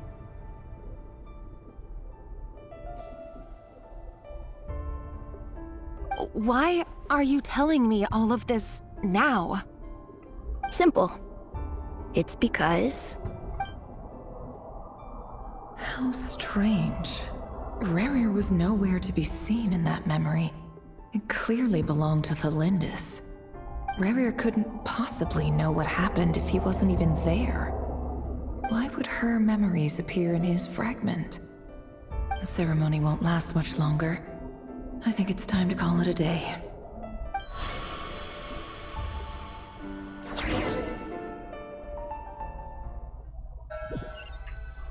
Maybe he... No, that's too far-fetched. So that was your doing? Did you just pull us inside Rerir's fragment to spy directly on his memories? Any more questions, and I'll have to start charging. I had no idea you could do that, boss! Seriously, that was amazing! We're not worthy. We're not worthy! I gotta admit, though, I'm itching to see what happens next. Feels like we barely scratched the surface. I'm just as curious as you are. But the ceremony only allows for limited time inside. That's all we can see for now. Luckily, we managed to learn quite a lot. So far, so good. I just hope the others are doing okay too. Especially the group with the Traveler. Their mission is a risky one. Let's hope it's all going smoothly. If you're worried about them, go see how they're doing. If I know Boss, she's gonna need some time to write up all the details and make sure it's all coherent. I'll stay behind. Let's see. We haven't checked in with Varka yet. So we're running?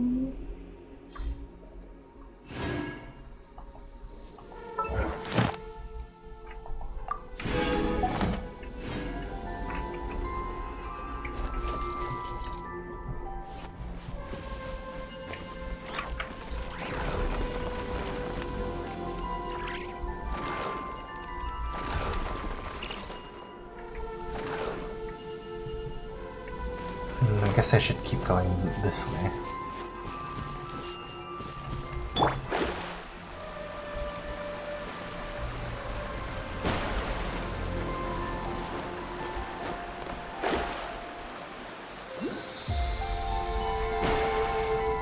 I don't have a current quest.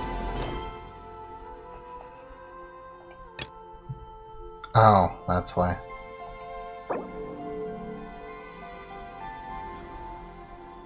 Polka beneath the moon's oracle?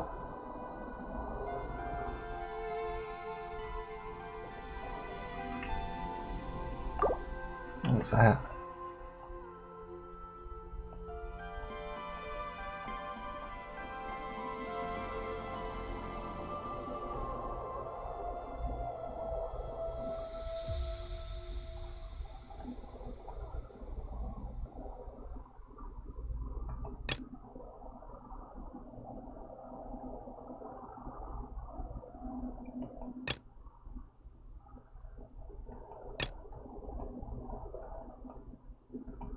I don't think I need those right now. I could always do those later.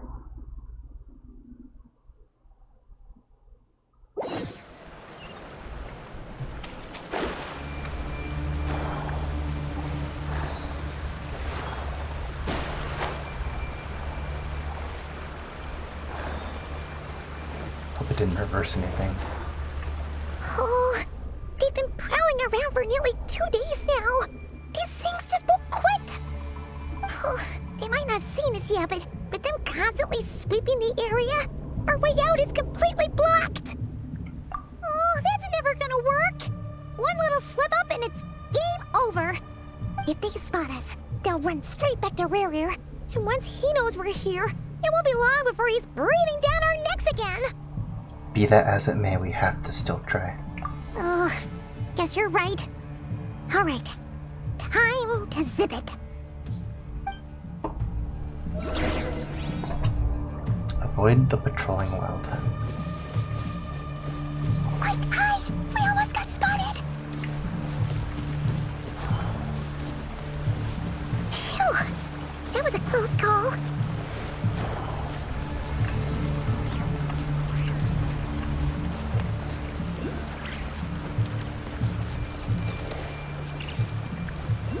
Watch out! He's coming this way!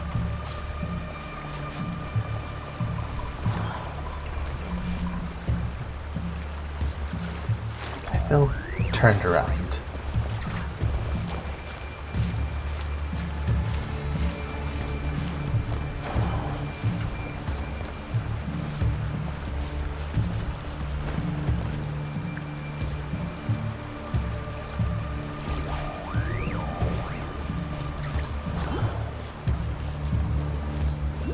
Keep going. We're nearly there. This is the final hurdle.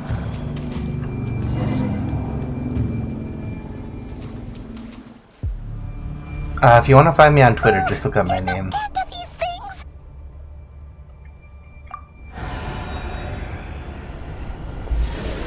feel like it's a little bit easier on Blue Sky though. But you should be able to find me easily.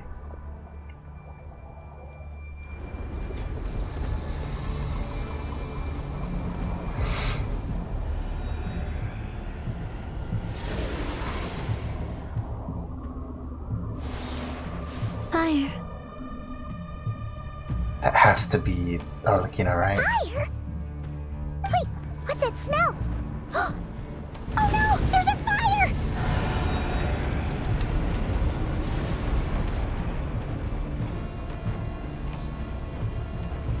Alright, where is she?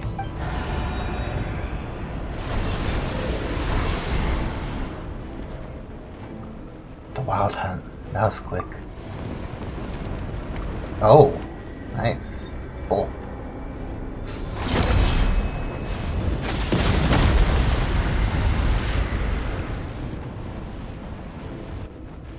Oh yeah, she's got those X's in her eyes. Sandrone was right.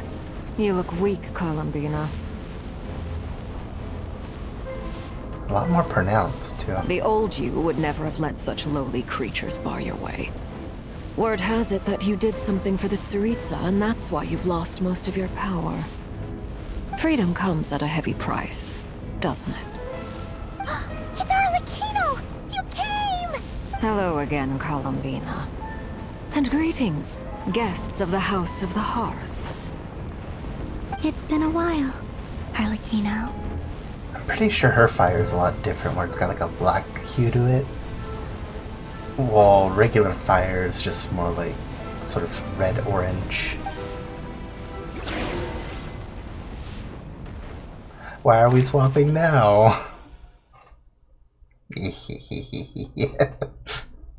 Who drew these pictures, Paimon?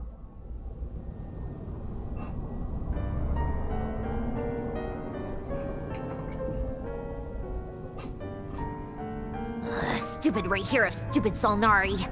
Ugh, whatever. I've got all the data I need. Next time we meet, you're finished.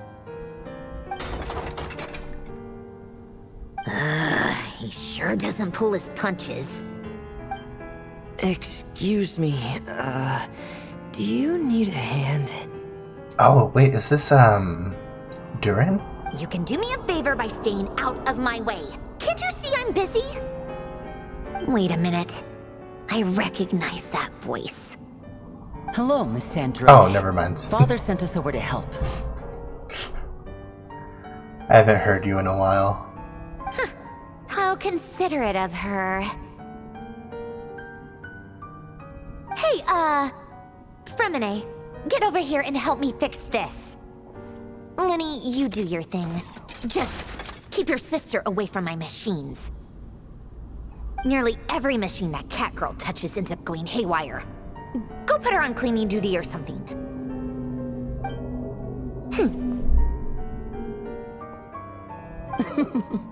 Then let's start downstairs. Fremine, we'll leave this place to you. You've got it. Wait a second. Pretty sure there's still some tea in the cupboard. If you want some, you'll have to make it yourselves. Tsundere. Secret base. She's like, fine, the children are here, go have some tea. You must be thirsty.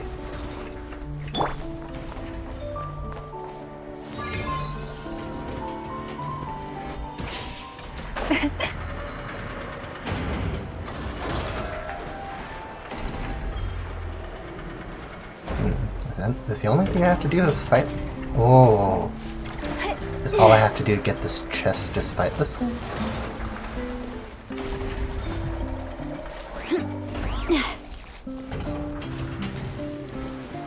Alright. Let me strike.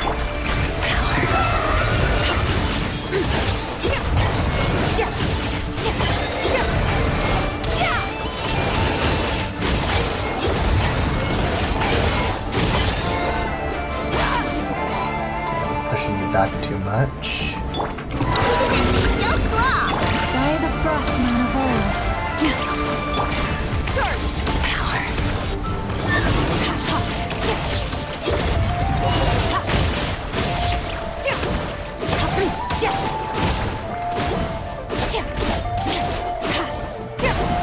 Fate is upon you.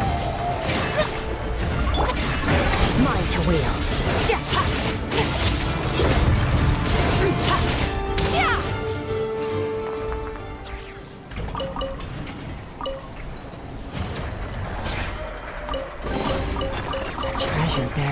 fine.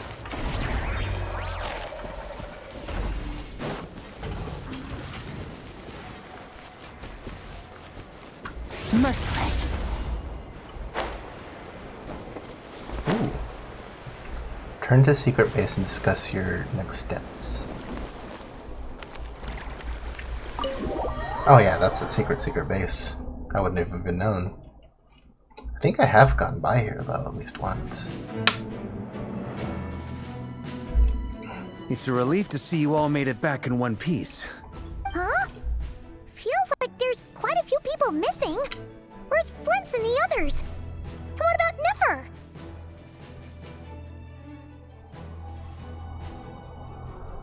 Oh, you have a watch streak, Leo. Nice. I returned ahead of them. Flint is helping Ino and Nefer to set up the decoys and buy us some time. As for Miss Nefer...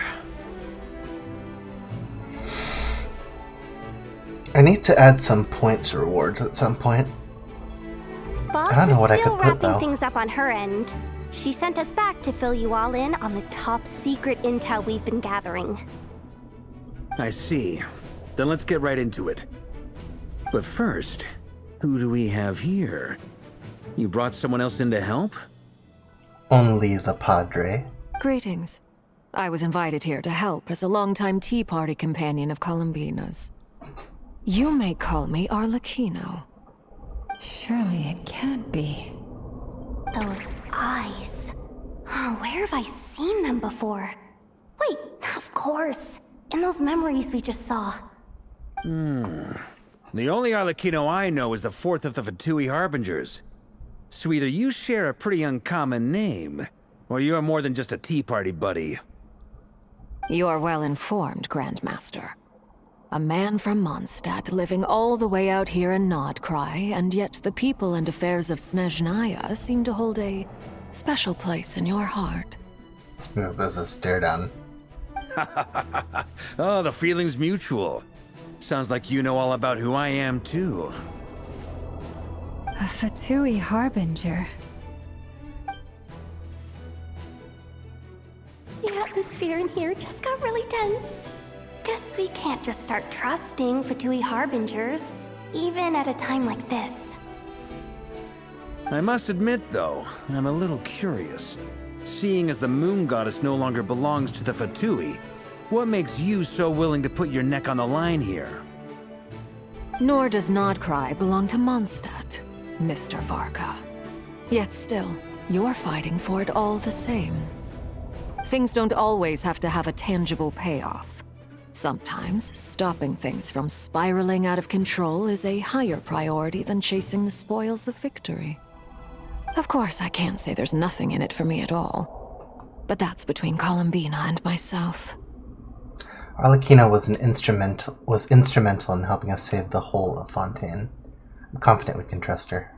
Forgive me. I don't mean to doubt you. It's just that the Fatui really have been the source of many of our troubles. And you're fair to believe that, and it's pretty much right.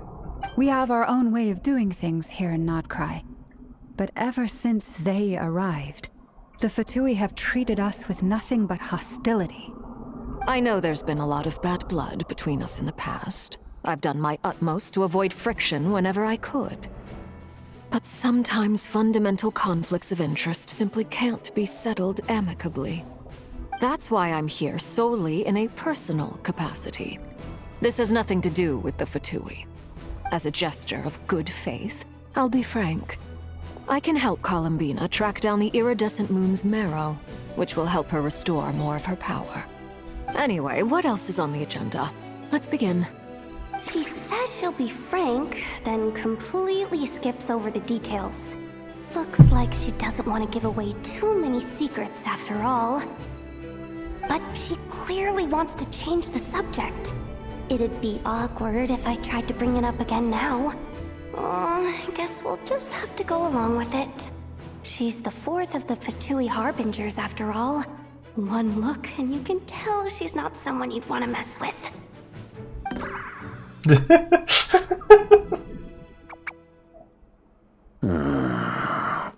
Poor girl. Well, Since Miss Arlecchino sounds confident in her ability to handle that, we'll proceed to the next topic. Yehoda, time to share that top-secret intel. All right, listen up, everyone. First, we now know that Rerir was originally a Conrian secret agent whose primary mission was to hunt down and assassinate the so-called Dregs of the Crimson Moon. The Dregs of the Crimson Moon? Mm-hmm. In the memories, there was a lot of talk about the Crimson Moon and Eclipse, and a whole bunch of other stuff from the time of Conria. That definitely got her attention. To my knowledge, those were the names of 2 different Conrian dynasties. Long, long ago, it is said that the people of Conria worshipped the Crimson Moon, drawing a mysterious power from its reflection. But one day, a coup saw the Crimson Moon eclipsed, hence the name of the new dynasty that replaced it, and how it became the new emblem of Conria. Still, long after the Crimson Moon dynasty had fallen, the last ruler of the Eclipse dynasty, the Vinster King, still coveted the secrets it left behind. So, he sent the Rehir of Solnari to secretly hunt down the Crimson Moon's few remaining followers. In those days, Rerir showed no signs of madness. In fact, he was as normal as any other person. Oh, and he had a fiancé, or at least a would-be fiancé, called Tholindis. What's the matter? Just after Rerir regained his body, he called out that name. Verfnir, Rheindaughter, Flinders.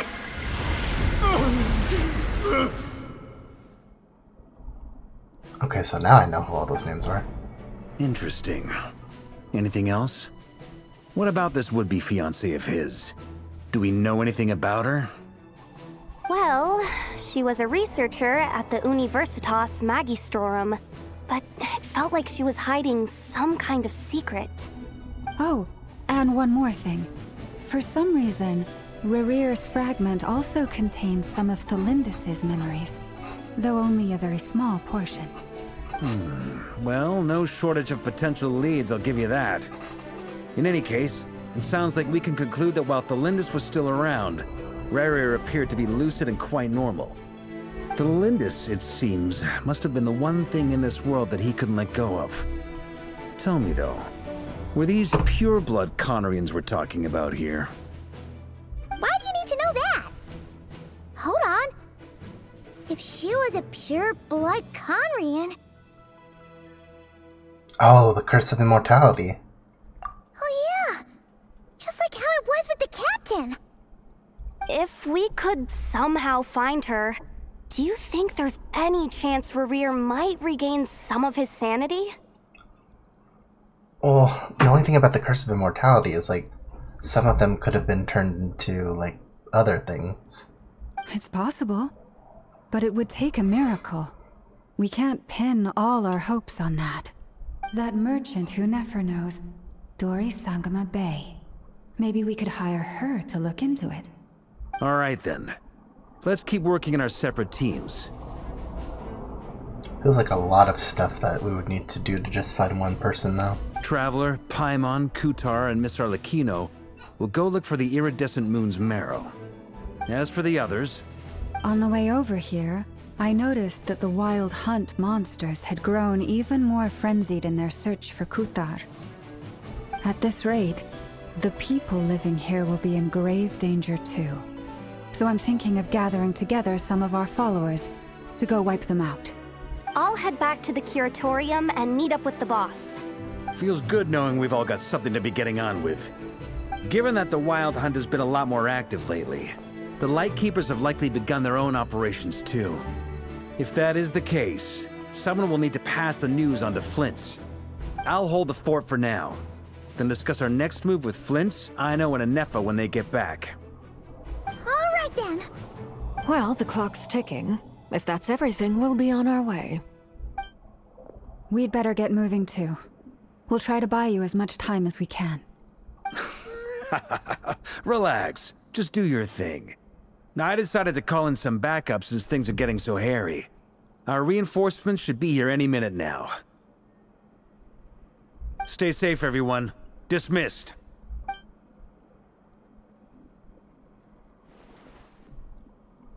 Oh, where is she? She's gonna show up right now, isn't she? Come on, where is she?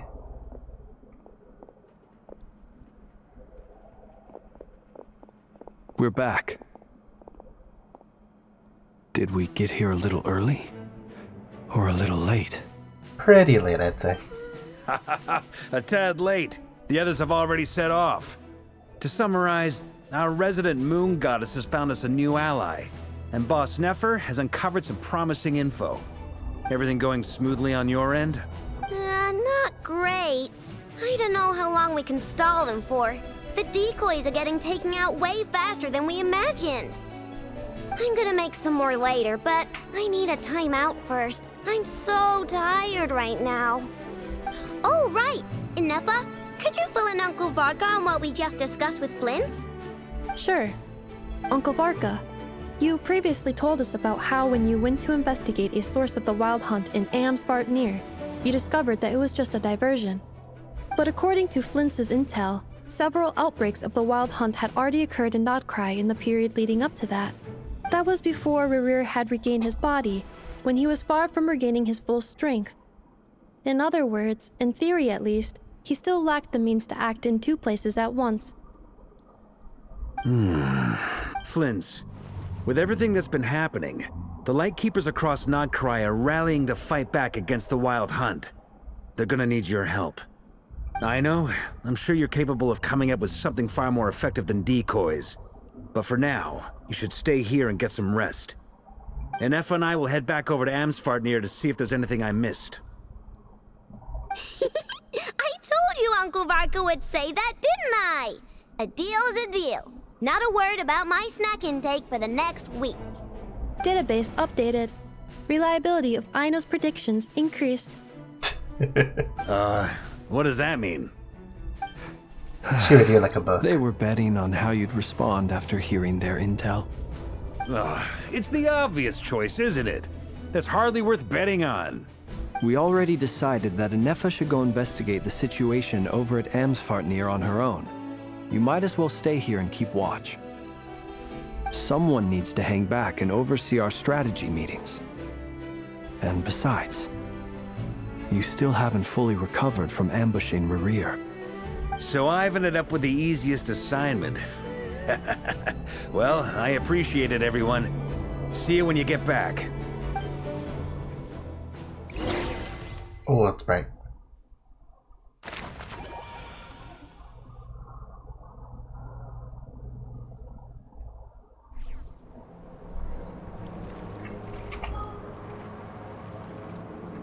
Oh, okay, so I'm kind of locked in this.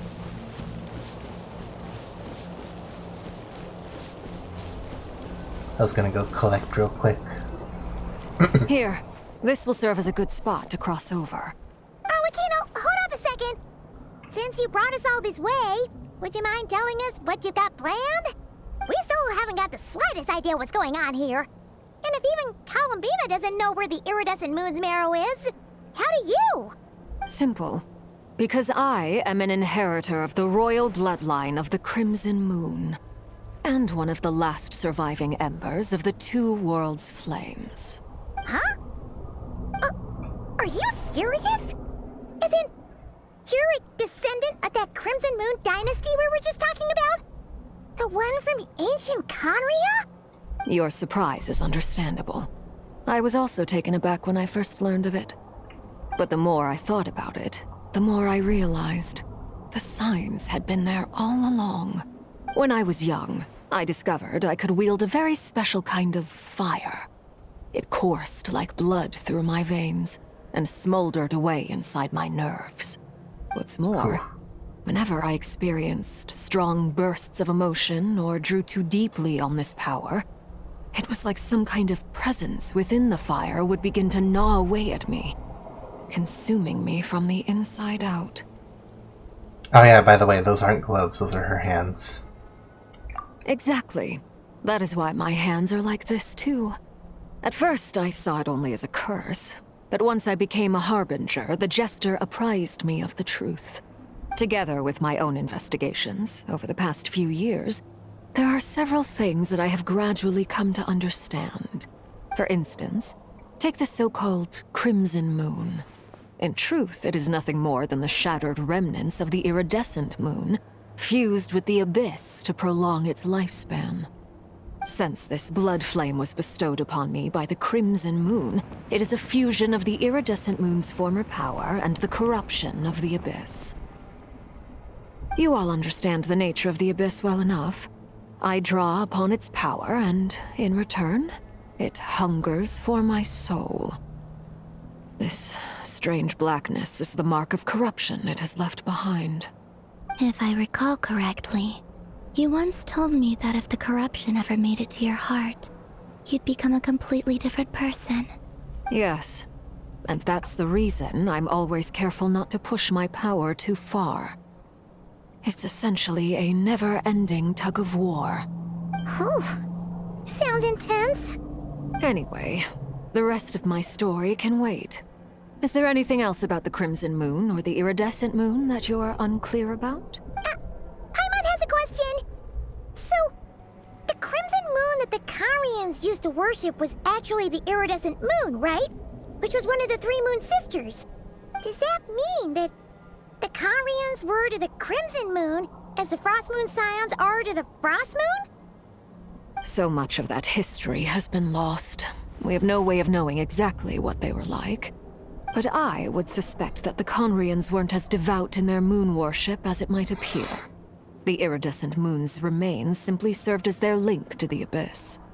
Later on, perhaps someone discovered a way to make direct contact with the Abyss. Or maybe there was some kind of ideological divide.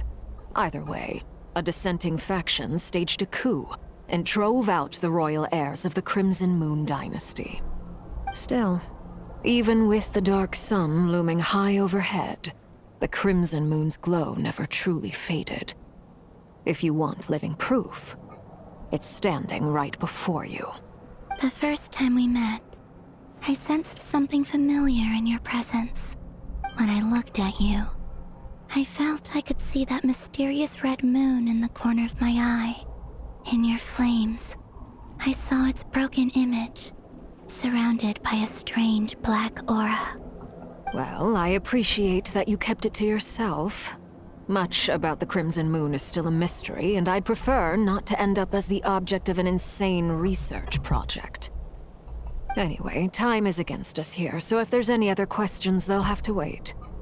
I just want to make sure I've got one thing straight. In her letter, Sandrone mentioned that since you are unable to contain the iridescent moon's marrow yourself, you intend to leave it in my custody, correct? That's right. For now, it's the only way I can pay you back for your help. The iridescent moon is already part of who you are. So with its marrow in your possession, you'll be even more powerful than before. Ooh. Deal. Then let's get started. Deal. Give me that power. Give it to me. Get what started? What does this place have to do with the Crimson Moon? When I first became a harbinger, the Jester gave me a book called Paranhari, also known as Leobranto Innamorato. You should be able to buy a copy next time you're in Fontaine. It's a love story set in the Crimson Moon era, but setting aside the tangled romances of its characters, it also records a few interesting details. In the Crimson Moon era, or so the story goes, there was an orphanage that received children from beyond the bounds of this world, and subjected them to a peculiar induction ceremony. The one you came from, the House of the Heart. Beyond the bounds of this world? For real? And what kind of induction ceremony? The Crimson Moon sages looked beyond this world for beings with powers that surpassed the gods. But fearing they might lose control, they subjected these children to a process of refinement. They made these children crawl up a fireplace and kept asking them, "Have you died? Did you see it?" Until they finally admitted to having died and seen a crimson moon. The adults embraced the children who passed the ritual, telling them, "Within the fireplace, you have traversed the flames between two worlds. Here and now, you are born anew." Oh, is that why they called it the House of the Hearth? The book leaves much unsaid, but I suspect that this was their way of branding the children they had enrolled, leaving an indelible mark upon them so that they would forever live in the Crimson Moon's light. That explains why I can't sense the Crimson Moon's marrow in this world. It makes sense that it would be sealed in a special space that can only be accessed temporarily through some kind of ritual. There's no fireplace here. Do you see a chimney anywhere? Oh, are we supposed to build it ourselves? Okay, fine. Paimon will go find some bricks. That won't be necessary. The fireplace is purely symbolic. The key to the ritual is crossing the flames between two worlds. In other words, the flames that burn within me. Those burned away by such flames leave behind a kind of ghostly afterimage in the world. In the days of Conria, people believed they could be used to bridge the gap between the two worlds of life and death. In short, I can open a passage to that space for you. That's the easy part. The catch is I'll need to stay on this side to keep the passage open, so I won't be able to come with you. Once you're inside, you'll have to find your own way. Very well. Then I'll open it up. Traveler, spare me a little more moonlight if you would. I may need it.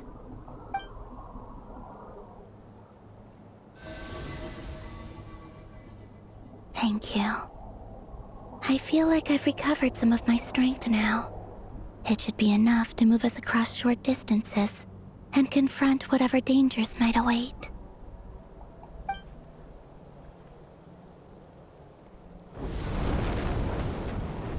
Mistress of the seven hues of ages past, great mother of the present, crimson-clad sovereign of the two realms.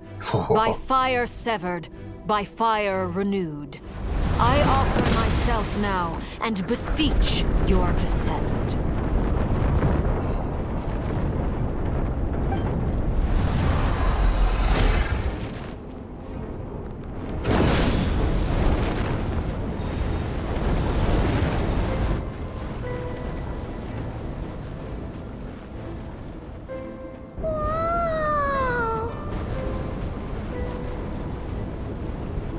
One word of advice. As you're crossing over, no matter what voices you hear, do not answer. You do not recognize the bodies in the water. Got it! I sense a sinister gloom inside, but also the familiar light of the moon. I feel that I am about to meet an old friend who has changed beyond all recognition. All right, let's go.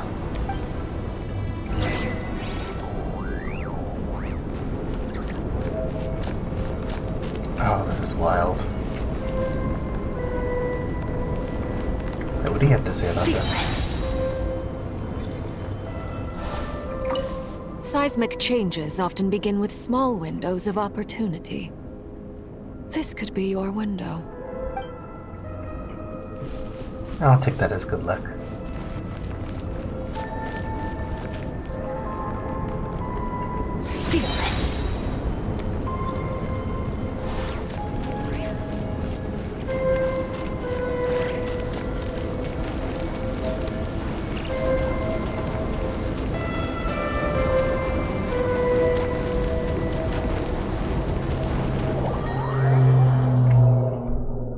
Jeez, these cards are crazy. I sense your presence and bring you death and rebirth. Wait, why over from another world, transcended fate itself. I have no right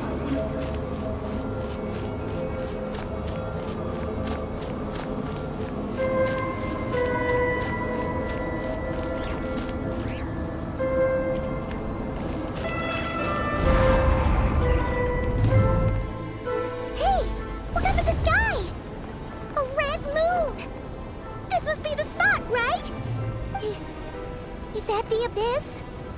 It's practically filled the entire place! What now? What a tragic sight. Fragments of your broken body, seized by the abyss, and hung up aloft like mummified remains. Iridescent moon. Was this truly what you wished for? Looks like there's only one way through here. Careful! There's something spooky about this place. Feels like something is lurking in the fog. Haimon's right behind you. Whatever you do, don't run off without her.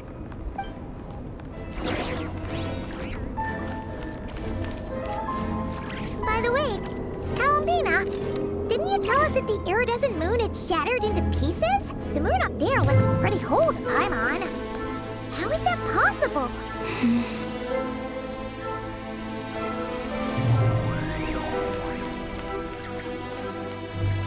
Oh, a party set up. I might need to change up a bit. Sorry, I know, I need someone better.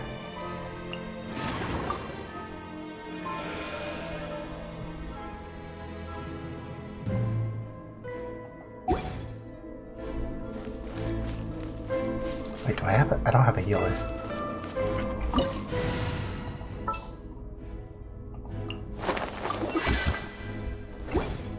There we go.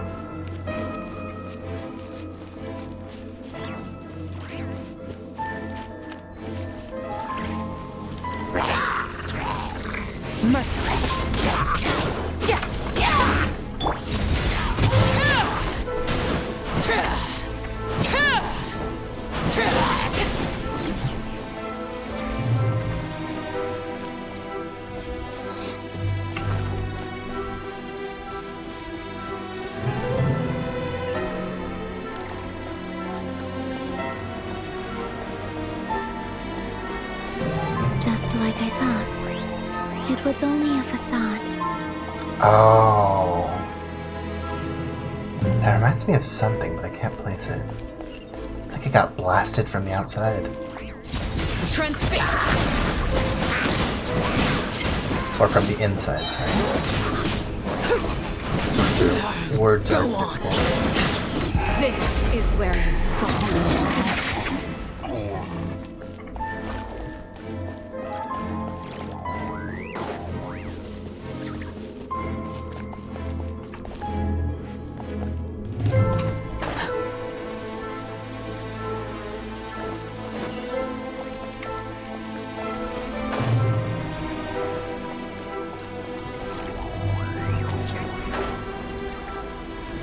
And there we go. That's not great.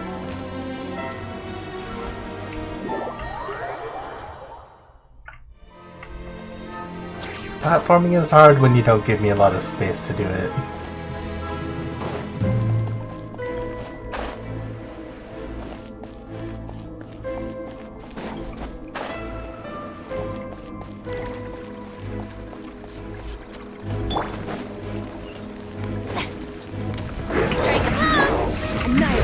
Mine to wield. Laid bare.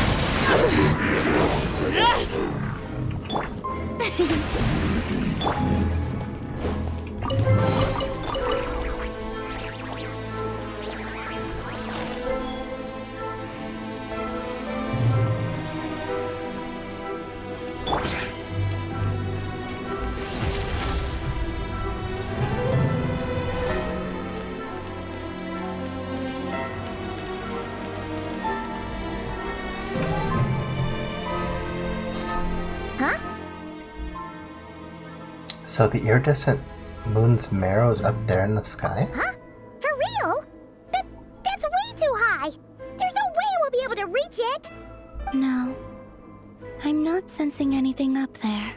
I'm guessing it's where it's dripping, right? It's coming from under the mountain. Yeah. Let's see. Ah! There's some kind of weird shadow over the water. Wait, see that? Looks like a mechanism of some sort. Let's check it out.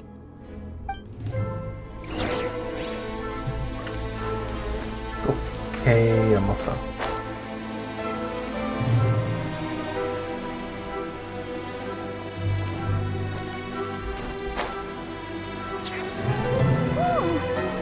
Looks like a device from the time of Kalia. Maybe people once came here to study the Crimson Moon's domain, and they left this behind. Oh, if we can activate it, we might find some clues.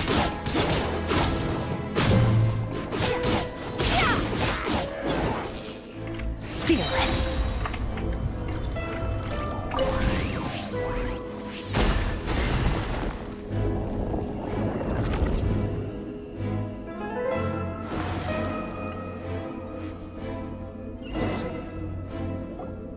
Hey, look at that! Now that the mechanism's running, the shadow in the water looks different. Do you think these mechanisms might be the key to unlocking the secret? Thelindis, we'll leave the rest of the research in your hands. We'll be heading back now. I hope this isn't ruining date night. Ugh. Mind your own business. Just leave me some snacks on the table. Thelindis? Is that Rere's girlfriend? How come we're hearing her voice here? Didn't Nefer previously mention that she was a researcher in the Universitas Magistrorum? Oh yeah! So, do you think she was studying this strange space all along? So they must have had an easy way to get here. The Abyss has made this space extremely unstable. Maybe that's why some of the things she said and did were preserved here. Like echoes. Or after images. Whenever I see this view, it takes me back to a poem from my childhood. Waning moon, oh lifeless damsel, weeping on the mountain crest. Mourning still in wistful tone, her fragile soul now laid to rest. For me, of all people, to be here investigating the mysteries of the Crimson Moon space. Is it a coincidence? Or something more?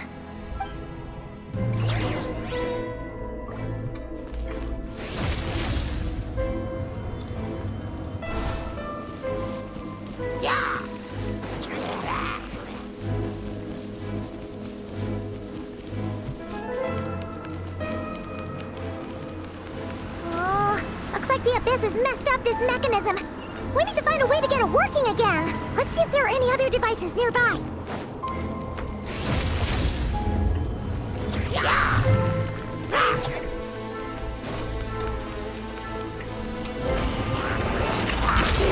Paradigm shift! Merciless. Transfixed!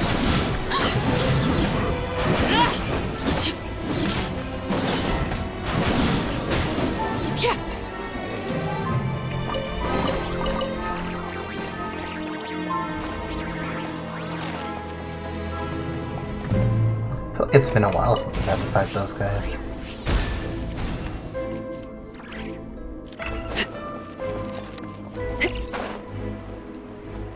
Those shields, despite being made of wood, are still sturdy as ever.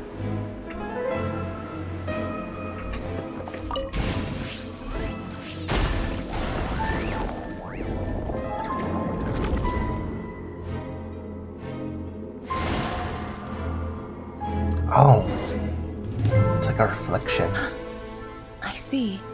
So the moon marrow, or rather the power of the 3 moons, is the key to unlocking. If it really does exist, then maybe this madness can finally be put to an end.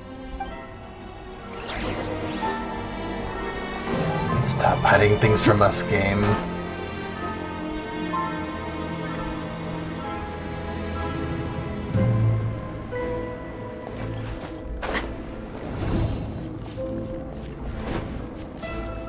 Take cover behind the rocks!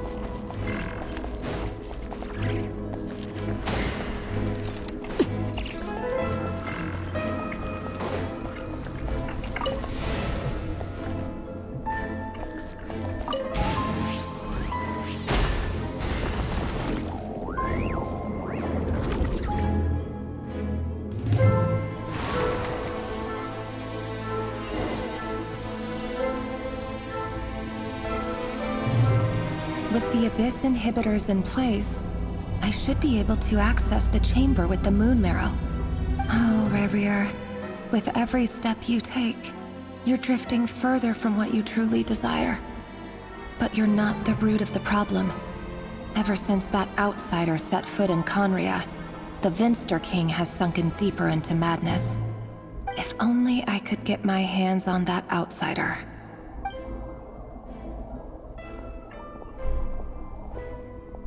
What? Aether, maybe? Hey look! The moon's reflection is back to normal! Elindis' voice mentioned a chamber with the Moon Marrow. Do you think maybe it's hidden in the moon's reflection? It must be. For within it, I sense the fragile aura of a dying soul. Then there's no time to lose! Let's go! You're freezing.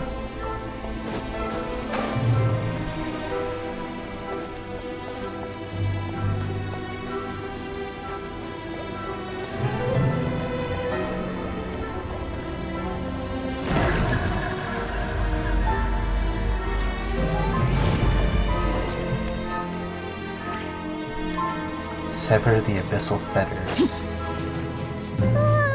These things are so creepy! Looks like we'll have to destroy them if we want to get to the iridescent moon's marrow!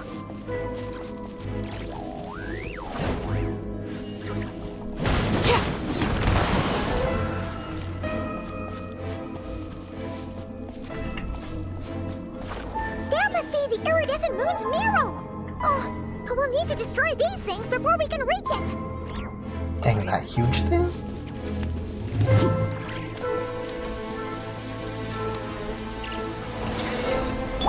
Leave this. May I laid bare.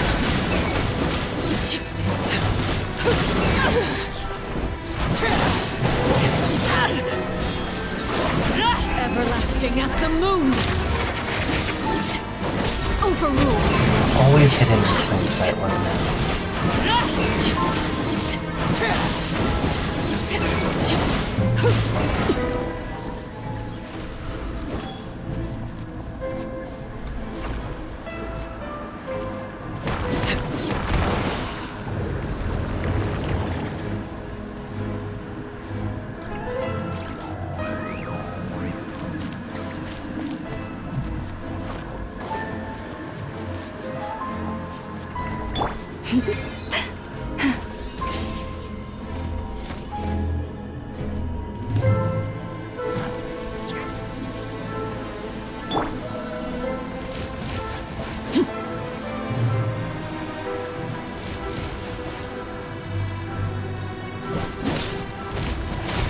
I would really like not to fight these Earth Counts right now.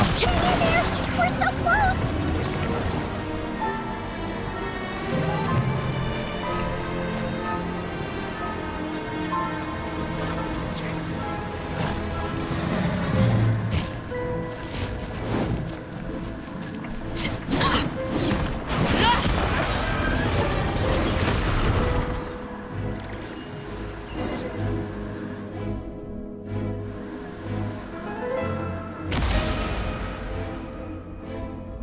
And there it is.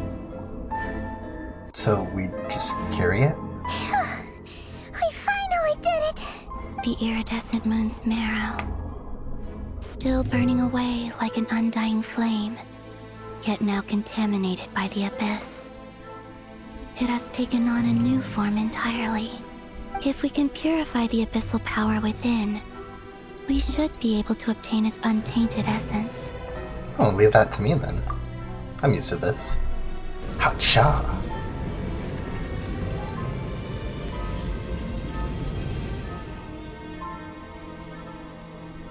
Behold. It's so cold. Is it you? Are you here? Huh? Are you talking to us? At long last, I can see you once more. Our fates have crossed, and I am finally free. I'm sorry, I lied to you. Even knowing what was to come, I still couldn't let go of the fear in my heart as death drew near. The moment the moon shattered, my body began to split apart piece by piece. Like I was being cut into pieces by 1,000 blunt blades. My thoughts scattered as the cold crept in. But I could not bear to fade away like that. Tell me, what was it that brought you to us all that time ago? If only I had possessed your courage, then I might have been spared this torment more painful than death. You look so puzzled. That's how I felt too when I first saw you. But trust me when I say that everything happens for a reason. Farewell, Hypo.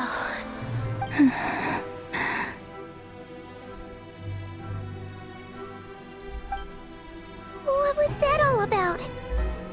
Was that the goddess of the iridescent moon? An echo, I'm guessing. It sounded like she was speaking to a long-lost friend. But none of us have ever met her before, right? Perhaps. She took me for the goddess of the frost moon she once knew. For a fading soul like hers, our auras must be too similar to tell apart. But anyway, we've got the iridescent moon's marrow now. That should help you regain your strength, right? Alright, time to leave this place and meet back up with Arlecchino. Let's go!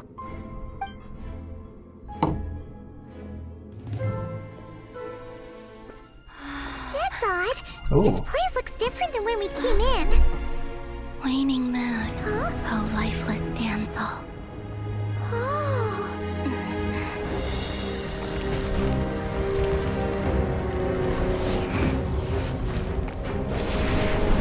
Is it trying to reform around her?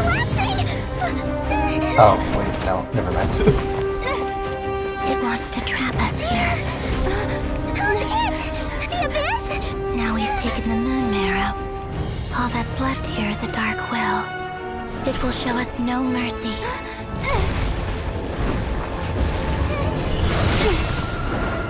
Slice. Give it back! The crimson moons! My marrow! My heart!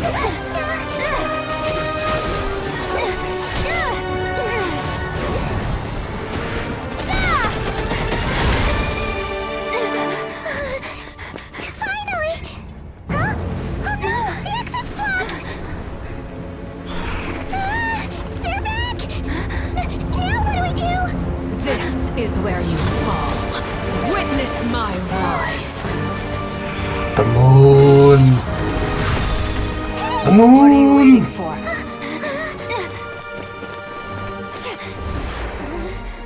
Get us the heck out of here.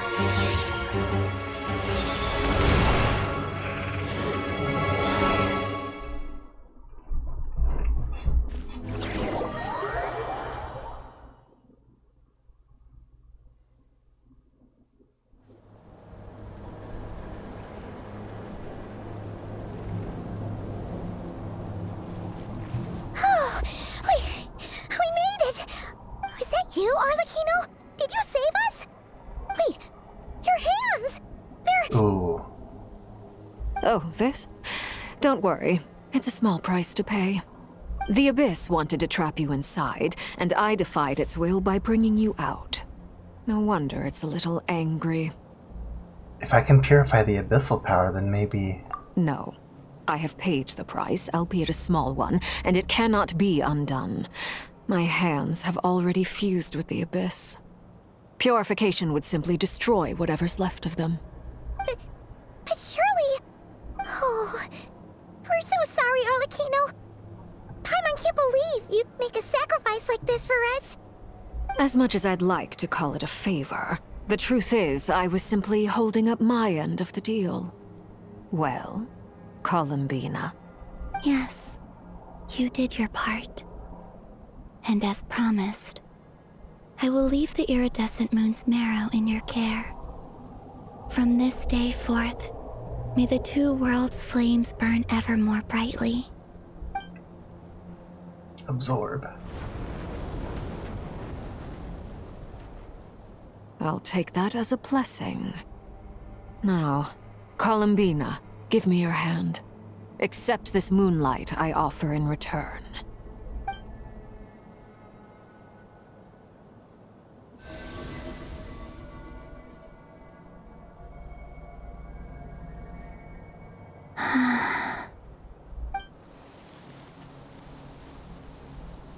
Ooh. Feeling stronger? Hey, Columbina, are you okay? I'm fine. Our powers are a little at odds, that's all. By the Frost Moon's authority alone, wielding the power of the other moons was always going to be a stretch. Still, I think it's fair to say that your strength has returned. At least to the level it was at as Third Harbinger. It's still not enough. There's no way I can hope to challenge Rayrear like this. Just one more ray of moonlight, if you would. Please, Columbina, don't push yourself too hard. It's okay. I can take it.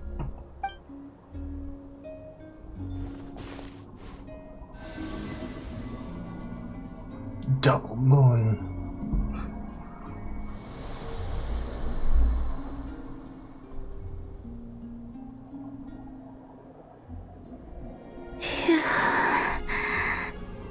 How about now? Fighting fit? At the very least, I won't have to stay hidden like before. I want to see him gone from Nodcry. The Rayhear of Solnari and his wild hunt must be sent back where they belong. Well, it's good to have something to aim for. You certainly seem more alive now than you did earlier. When I first met you, you didn't strike me as a ray of moonlight. More like a wisp of fog drifting in from who knows where, ready to scatter at the first sign of a breeze. But now, you're full of vitality, just like the Frost Moon, once the brightest of them all. May you keep shining, Columbina. This is who you are. Thank you. Look after yourself too, Arlecchino. I know you have plans of your own, and that's why you're always seeking to grow stronger. But whatever you're after, don't let the Abyss take a hold of you. I do not wish to see you go down the same path as Rayrear. I appreciate the concern, Columbina. Although perhaps it's time you took a new name. A new name? Kutar, the Moon Maiden, Columbina. They're nothing more than code names. They describe who she is and the roles she's played, but they're not her real name. We often use code names in the House of the Hearth, too. But it's knowing your real name that keeps you grounded. Up till now, you've been living a wandering life, so you've probably never really cared. All I'll say is this. Once you've defeated Rayrear, give it some thought. All right, that's it from me. I'll get you back safely first, then go meet up with Sandrone. You're the best! Let us know next time you need a hand. We'll be sure to return the favor. I appreciate the gesture. It speaks to your good character. Anyway, let's get going. There are more urgent things to do right now than trade compliments. Oh.